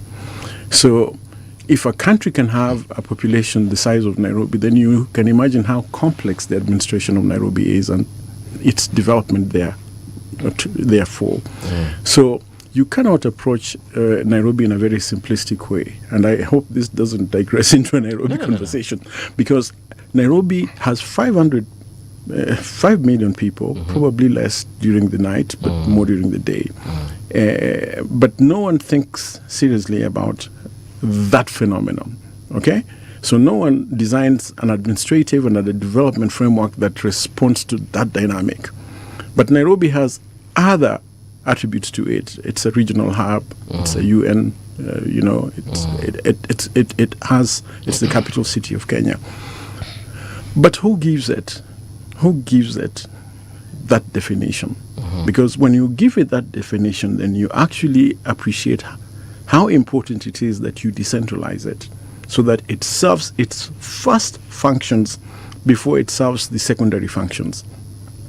So Nairobi is burdened by secondary functions when it's got its other principal services and functions, like being the capital city, being the an UN city, being a diplomatic hub, and so on and so forth.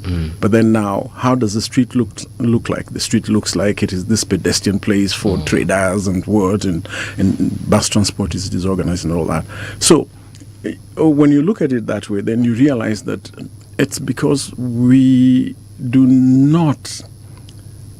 can't be a Singapore, because Singapore is a city, and it would not do what we are doing in Nairobi today.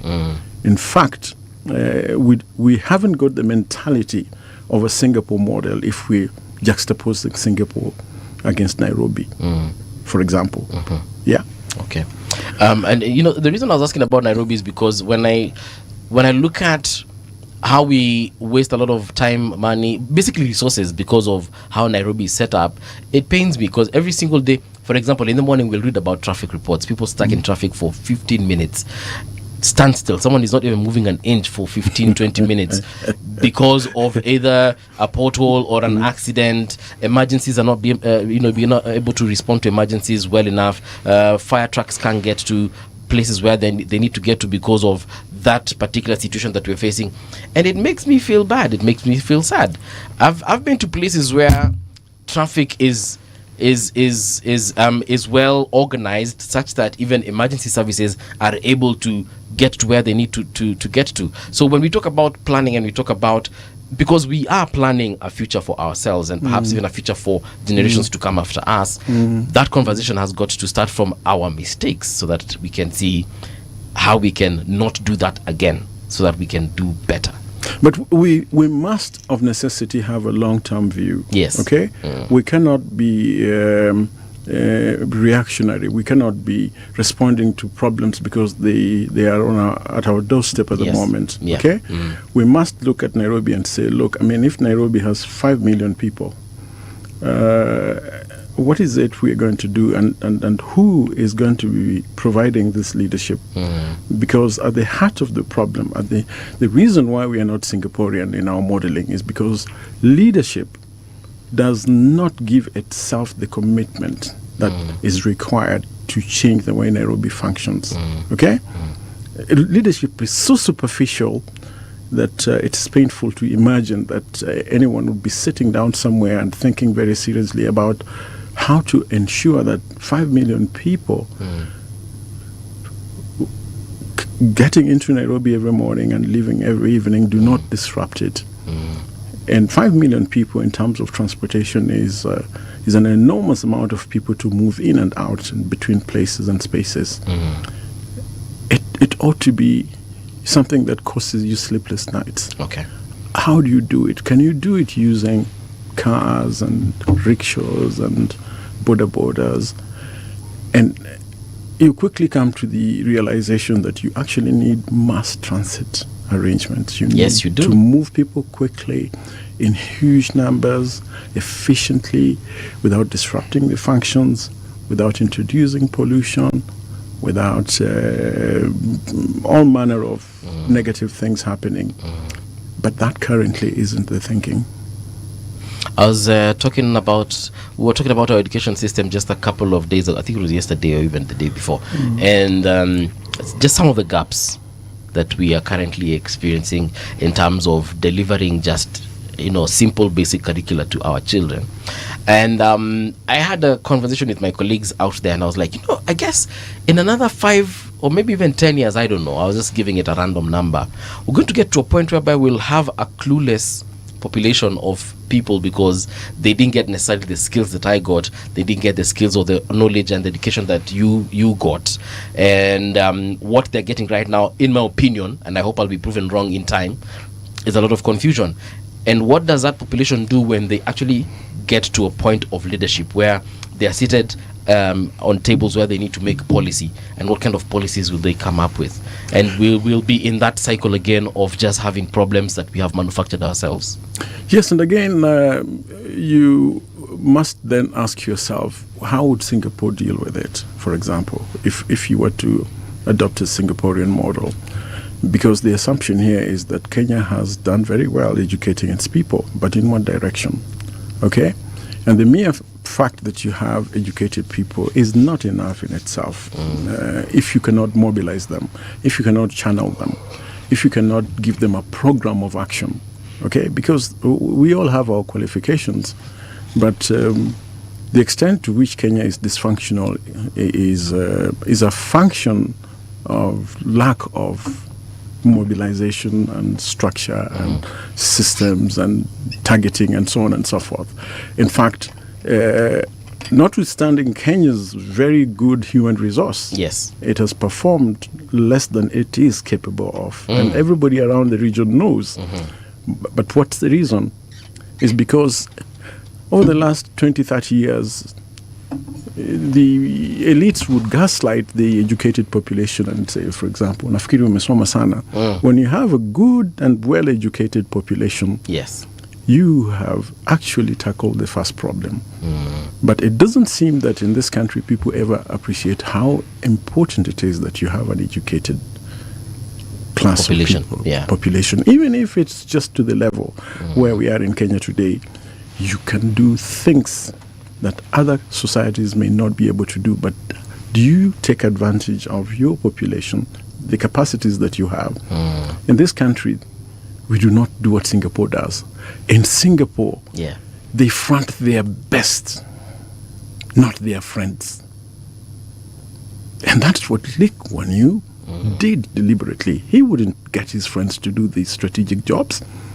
They didn't. They remained his friends. But they would not have helped him to succeed because they didn't know how to. He made his choices. Yeah, I see you have one of his books there. Did his friends hate him for that? Well, absolutely, they may have had their own reservations, but he didn't care because he was committed to build something from scratch. Yeah. In fact, in circumstances that are far worse than what Kenya was at independence. The comparison between Kenya and Singapore at independence is completely misplaced because Kenya had much more than Singapore had at the time of independence. Okay. Yeah. It had big territory, it had a lot of land, more population, it had water, it had population, perhaps not, because the Asians have more people per square kilometer than every other place you can think of. Right. But they didn't have anything else. No, not much. But also, I was reading somewhere in terms of our literacy rates at that point where we were told, on your marks, get set, go.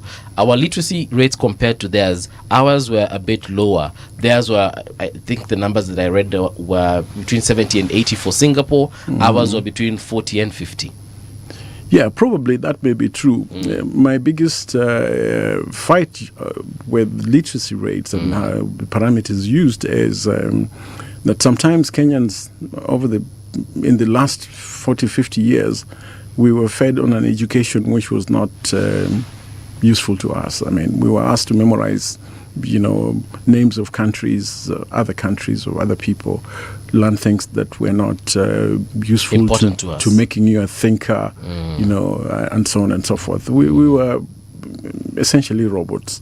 Regurgitating stuff to pass exams and get A's and be glorified for going to certain schools or not, going to certain schools. And it was just like a factory process, just deliver them across. And But that notwithstanding, I think we do then, if we are going to be looking at what being Singaporean is, the Singaporeans were very ruthless about the education that they give to their people. Lee Kuan Yew had a very structured approach to that. Yes. He trained for skills. He wanted to have literacy at certain levels. He made sure that at that point in time in the early 60s that he sent a lot of people to Ivy League universities all over the world to prepare them for a new Singapore. And he placed a lot of emphasis on education of women, particularly because he wanted to transform the society from a traditional, patriarchal society, where, you know, there wasn't much emphasis placed on the education of women. In a population which was basically Chinese with a few Indians and a smattering of, you know, Malays. And so it was a very deliberate, you know, attempt to create a powerful nation, mentally powerful, with skills and so on and so forth. It wasn't just a run-of-the-mill thing where you take people to school and at the end of it you give them certificates and whatever they end up is neither here nor there. In Singapore you were training people in readiness for a mission to transform. Yes. And he, like you said, for him it wasn't about even to achieve everything within his lifetime. No. He did achieve a lot during his lifetime, but it wasn't about his lifetime. It was a long-term view, and that's where we draw our line. We do not have a long-term view. We want to get everything to happen within our lifetime, within our 5 years or 10 years of tenure. And that is, to me, very fatal. You cannot achieve it in 10 years. If I were to set a stage, if I were to deliver a plan, I would be very happy to call my plan my legacy. It doesn't have to be a building. It doesn't have to be a railway. It doesn't have to be a stadium. The plan itself, for me, would be enough of a legacy. Because if I look at the current activities that are happening in our country right now, do you see anything that has got the hallmark of that longevity in terms of, number one, its achievability, and secondly, its sustainability? The development projects that we're currently undertaking. Well, I don't know. I mean, the SGR came and it was left somewhere in the middle. So in my wildest dream, if I were to be Singaporean, I would have had that railway run its course all the way to Goma, to the In Great DRC. Lakes in DRC, because I would be thinking that I want all the minerals in Congo to be, auctioned in Nairobi instead of Dubai. And I want all the wood, the mahogany and mvule, to come to workshops for finishing in Nairobi and so on and so forth. I would be very selfish to that extent, but I would be thinking about Kenya's economy. Okay? And I would be wanting all the rich Congolese to come and spend their money in Kenya, to bring their kids to universities in Kenya. I would make Kenya the hub. Okay? But it doesn't seem that that was in the mission of those who were building that railway. So I don't know whether that answers it sort of one answers of your question. It sort of answers, yes. Then we started something else called LAPSET. But we did not finance it. It was a big, good idea. We could have taken it all the way to southern Ethiopia, to southern Sudan. I think that was the main... But time was never of the essence. I know that I participated in LAPSET to a certain extent. But had it been a Chinese project, had it been a Liquanu project, it would have been executed differently, because at the heart of it would have been Kenya's next axis of development. That would have transformed Kenya, because Kenya would have had the opportunity to reboot the whole of that northern, frontier territory, the whole of it, from Lamu through Isiolo, all the way to Lodwar, and all the way to Juba, and all the way to southern Ethiopia. And you can imagine the massive economy that would have been generated there. But it's still a wimp. It's still a wimp. Yes. So the long term and the facing, you don't see the facing, you don't see the budgeting and so on and so forth. I mean, it's done intermittently. And there's no political will sometimes. But that is what the focus should be. Not the rallies and the politics, and I mean, if you think about the commitment, then you listen to people at rallies and what they're doing, and you would have thought that they would spend most of their time ensuring that there is money to build that railway, to do the resort cities, to make sure that Ethiopia is connected, and that the whole of southern Ethiopia is served by Kenya, and that Kenya is our budget doesn't experience any hiccups because we are creating new wealth and so on and so forth. You get where I'm going? Yes. Yeah. Because when I look at our coastal areas, the resources that we have put there to ensure that even regionally we are able to serve our landlocked neighbors, I still feel like it's not been done. Oh, that's my pet subject. I keep on saying that I wouldn't care if Kenya didn't have gold. I wouldn't care if Kenya didn't have oil. Trust me, I wouldn't care. Yeah. Because we don't need to have it. Switzerland doesn't have anything. Rwanda doesn't have anything. You know why Rwanda thrives? Why? Because it sits on the border with Congo. And it subsists off that strategic location. Okay. It provides the logistics. That's why they have the biggest airport there. It's not to serve any Rwandese traffic. No, it's to serve the Great Lakes region. So when you miss the opportunity to cast yourself, to establish yourself as a regional hub, you spend all your time on non-issues. Kenya has not even touched 10% of its capacity to be the regional hub. That it's supposed to be the air traffic hub, the education hub, the diplomatic hub, the gold trading hub. Basically, the hub. Yeah. And it is bang in the middle of Africa. From Cairo to Cape, Nairobi is in the middle. Yes. From Lagos to Dubai, Nairobi is in the middle. What have we done with it? What have we done with it? Kenya doesn't need gold. Kenya doesn't need... People going to Dubai is because Kenya hasn't established itself as the middle Dubai. And it can with Dongo Kundu. Yeah. How long has it taken Dongo Kundu to happen?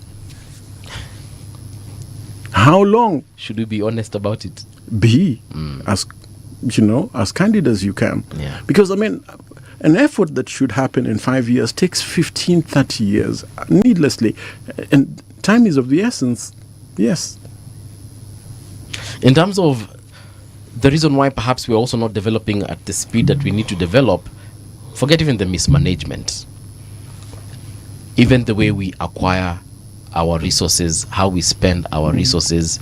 Of course, now that will tie into the management part of it, but just look at what we have, how we spend it, who is helping, or rather who is helping us manage that spending. It's just that's another demon. Financial discipline is a huge problem in this country. It's an ethical issue.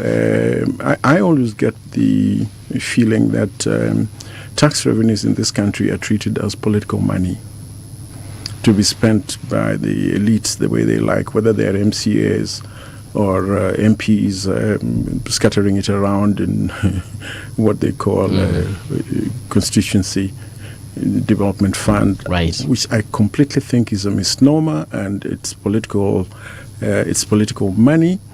I believe that the work of development should be left to the executives at the national level and the county level, and MPs must do oversight and legislation. But when MPs have to spend money and compete with county executives or national executive in execution of a mandate, I think we are in a very strange political economy. But also when we look at how, and we're trying very much not to get political here, but when we look at how these individuals that we're calling county executives manage versus how the members of parliament manage resources, you'll find that perhaps the MPs manage better than this government. Yes, but it isn't their mandate. You see, if we're talking about the rule of law, I think MPs have no business building roads or dispersing bursaries and building schools and so on and so forth. I think it's a contradiction. Okay. So what should the county executive do if MPs are building his roads and building schools and dispensaries? Why do we need a county executive? Haven't we then defeated the purpose of devolution? Actually, no, we haven't. My pet subject is the NGCDF. I support that thing 155%. Yes, and we can disagree on that one. I think CT is entitled to have his position, but I am talking about the contradictions and the distortions in the plans, because the county executive has a county development plan, County Integrated Development Plan. Yes. And I've participated in making some of these plans before. And I was in the task force on devolution, so I'm also very passionate about the need for devolution to be allowed to run its course. To run its course, and when it is interfered with, there are distortions, and it suffers some spatial disorientation, so to speak. Notwithstanding your position on CDF, I think we need to have clear-cut roles and responsibilities, because if I am playing the role of oversight and I start doing execution of executive work, who oversights me? Okay. And how do we account for the money that is in CDF? And I think that for me is very problematic. The CDF existed before devolution came into being. Yeah, we had a new dispensation. We did. Yes. The issue that I bring in when we talk about CDF and what the county government does is not the definition and pertaining to the mandates that each of these units have. That's not my discussion. No. My discussion is the practicality of what I have seen CDF doing vis-a-vis the billions that county governments receive and which they mismanage thoroughly. Okay. That really is my discussion. Ideally, what you say is absolutely true. That should be the role of county governments. But the mismanagement over the time we've had devolution is something that which, if you focus your attention on, you'll be hospitalized. Okay. Because it is everything, with the few exceptions, things that have to do with the county governments of this country are crime scenes. Okay, but that, CT, is the reason we asked the question, is the Singapore model appropriate for Kenya? Had this been a Singaporean situation, would that have happened? Oh, no. Oh, no. Precisely. That's why we're having this discussion. Anybody attempting to follow the Kenyan way of doing business would be a guest of the government, and they would have received a scholarship to one of our many facilities across the country. Penitentiary facilities. Yes, exactly. Yes, exactly. Yeah. Yes. So for me, I think you bring it out in such a manner that it lends support to the discussion that we're having. That, you cannot possibly envisage something like that happening in Singapore. A lot of people would be in jail. Or they would have committed suicide because they would have abdicated by themselves without being asked to. Yes. Because you cannot be in parliament exercising oversight and again collecting money to go and perform functions of the executive. Because then there are massive distortions that end up in losses that we cannot even account for. Okay. And for me, the principal problem we have is separating mandates and then holding people to account when they don't perform. If somebody starts to do a nice hospital in Kakamega like Governor Paranya did, yes, then 5 years after his departure, nothing happens to that hospital because it was the vision of Kakamega to have a hospital of that magnitude. But the governor who inherited the position of governor did not see it that way. Why was he allowed to have his own way of thinking about a facility that was of public interest? That would never happen in Singapore. People would be held to account, and the opportunity cost, of not having a hospital functioning 10 years after commencement of a project is something that would be completely reprehensible by Singaporean standards. It never happened. If we were to minus Singapore from this equation, which other country within our territory of Africa would we say perhaps we can get closer to that? And the reason I'm asking this is because there's something you brought up earlier on about ethics.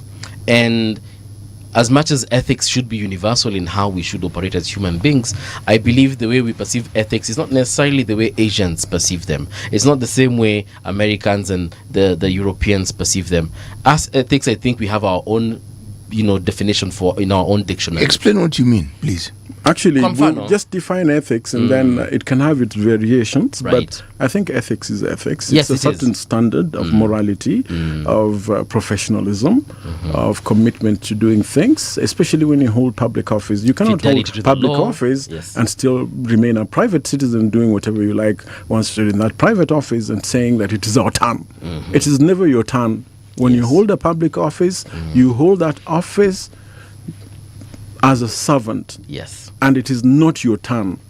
No. You're a caretaker. You're a caretaker. Yeah. You're a trustee in that position. But now, when we look at how things are done in Singapore, like for example, I know there's someone who's been spoken of who was within the time of Lee, and he committed suicide because he couldn't even face the consequences. He had brought shame upon himself and the administration, and that's why he decided. Well, he got some gifts, and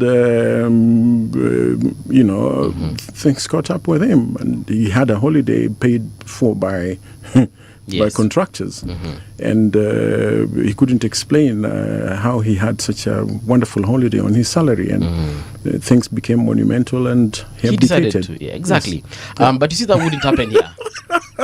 That wouldn't happen here in terms of someone saying, you know what, I received these gifts and these monies and I shouldn't have, and I hereby resign. That wouldn't happen. Yet the law requires that when you get gifts, even in Kenya, you table them and you publicly declare them. Exactly. Yes. But it doesn't happen. So that's why I said our ethics compared to theirs, kidogo iko na shida. As much as they should be universal, and I started by saying that. So now, is there another place we can choose that is within the African territory where we can say we are kind of like them, they're doing better than us, perhaps we should consider being like them? I don't know, but for me, Rwanda always becomes an easy place to go to. Okay. I've been there myself, and I have, notwithstanding what people might think about Kagame, I think I would rather speak about the positive things that he has been able to get done. You cannot be corrupt in the civil service of Rwanda. No, it's impossible. It's impossible. And Kenyans who have tried to do hanky-panky, monkey business in Rwanda, yes, have been shown the door. You cannot do that in Botswana. You'll run into problems. And I've been to those countries. Yes. I speak from experience. Patrick, give me a scenario that happens here that wouldn't happen there. Okay. If you left your purse in a public transport vehicle, yes, you probably get it if you went to Intact look with for it. everything that, yes, your money, your phone. yes. If you had a traffic infringement, yes, a cop would not take money from you. No. And if you are riding a border, you would never do it without a helmet. Never. This is Rwanda. This is Rwanda, just 1,000 kilometers away. 2 countries across. Yeah, 2 countries away. And you would never have more than 1 passenger on a motorbike. And not without a helmet. And you would not only feel, but you would be safe to walk at any time of day and or night. night. Safe. You don't even, it doesn't even occur to you to worry. Turudi hapo tu kwa police officer. But you're also acutely aware that you're being watched. That's the one thing people don't like. So when people say they don't like Rwanda, it's because they are Kenyans. And Kenyans are acutely aware that there are things they do that they would not like other people to know about. But by the way, CT, Kenyans actually know that what they're doing is wrong. Yes, we know. No sooner do they land in other countries than they align themselves with the laws there. And the ethical standard there. And those who don't align, we hear of. Very because quickly. something happens to them. Sooner than later. They make headlines all the time. Correct. Yes, they do. And so the thing about what I asked you is, and you see, I ask you, give me an example of something that happens here that is very normal and there it wouldn't happen. You talked about leaving your stuff in a vehicle, you'd get them back. I mean, once in a while here, you'll find such good success stories. Hapa Kenya. Wapi? Mara kadhaa ukiacha kuna matatu zinaitwa Kenatwa. Zinatoka huko kwetu Kitui.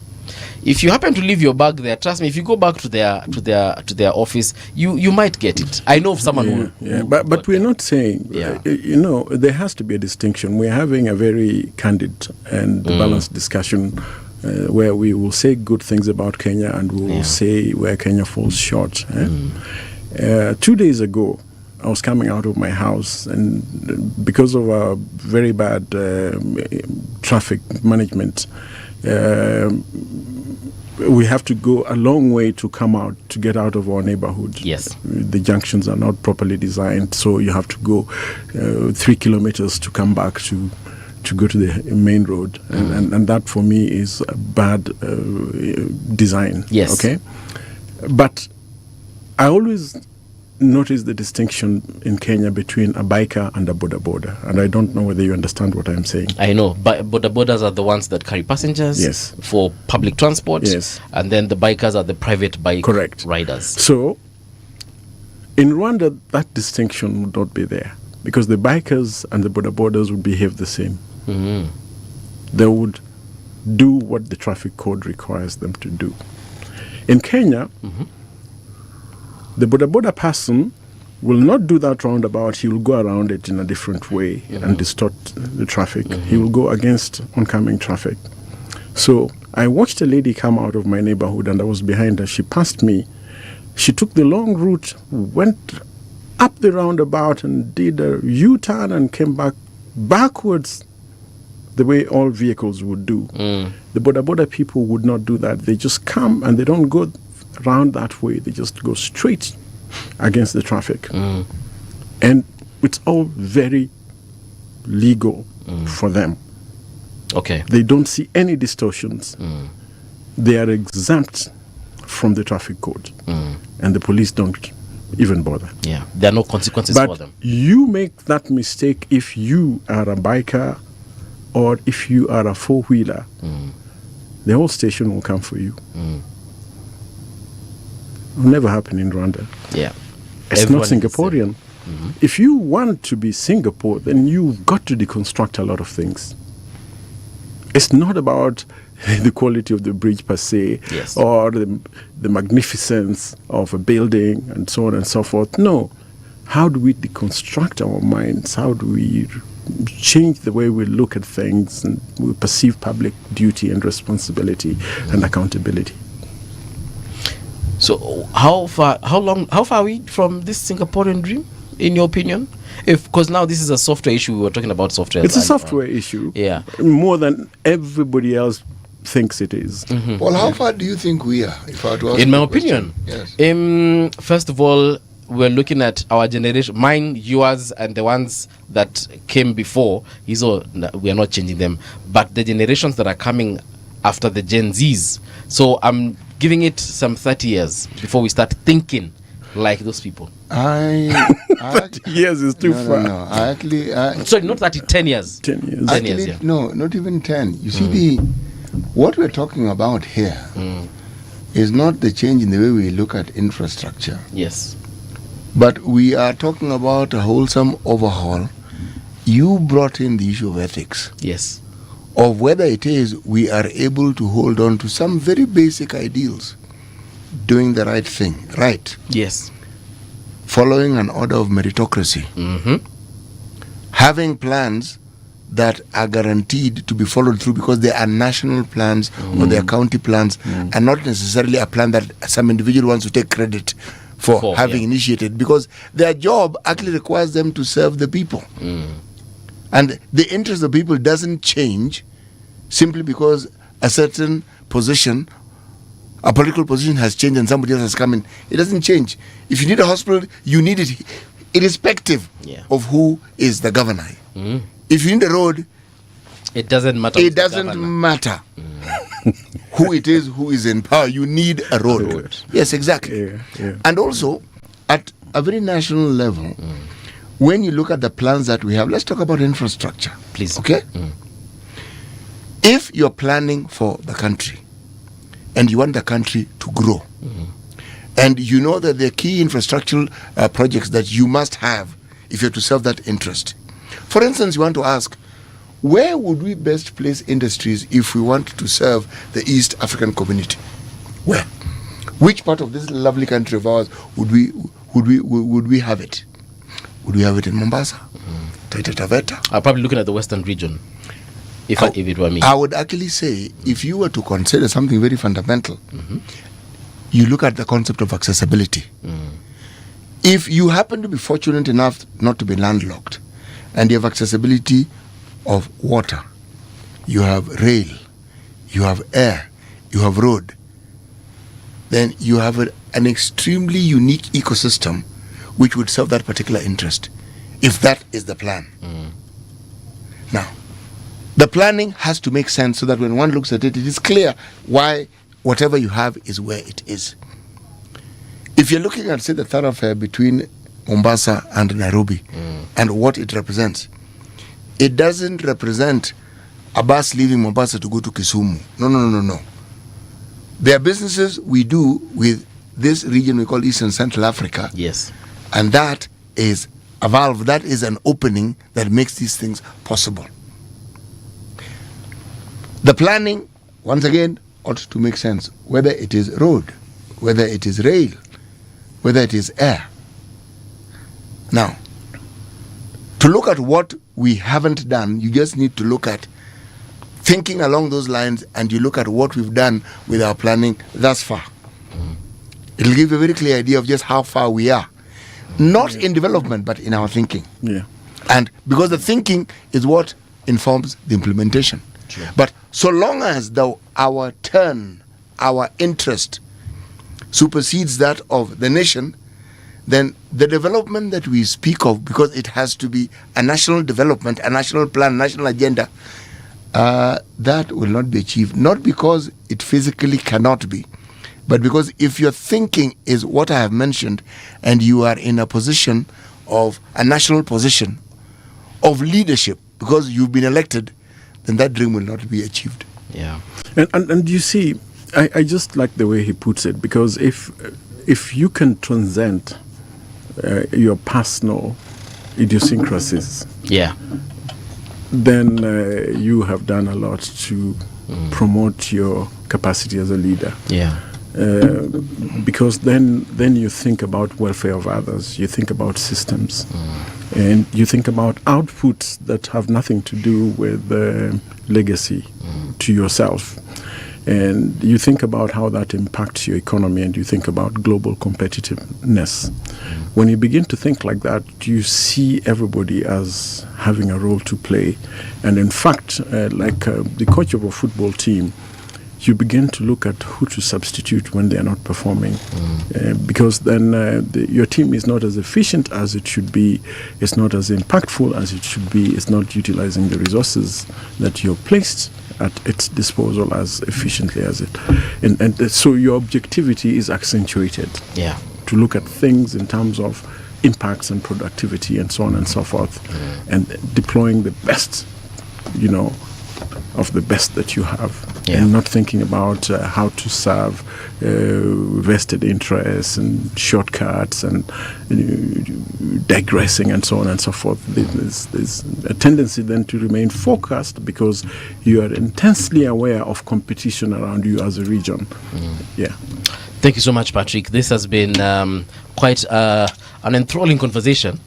What we shall do is we shall continue having it, and kama kawaida, we invite you back. Thank you so much. Karibu tena sana. This is where we come to a close as far as today is concerned. We leave you in the safe hands of Rania Abdi and Lady Mathai coming up at exactly 11 o'clock. Enjoy some great music right now. To our folks in Mombasa, Santini tena sana. To our folks in Garissa as well, we welcome you. See you tomorrow bright and early.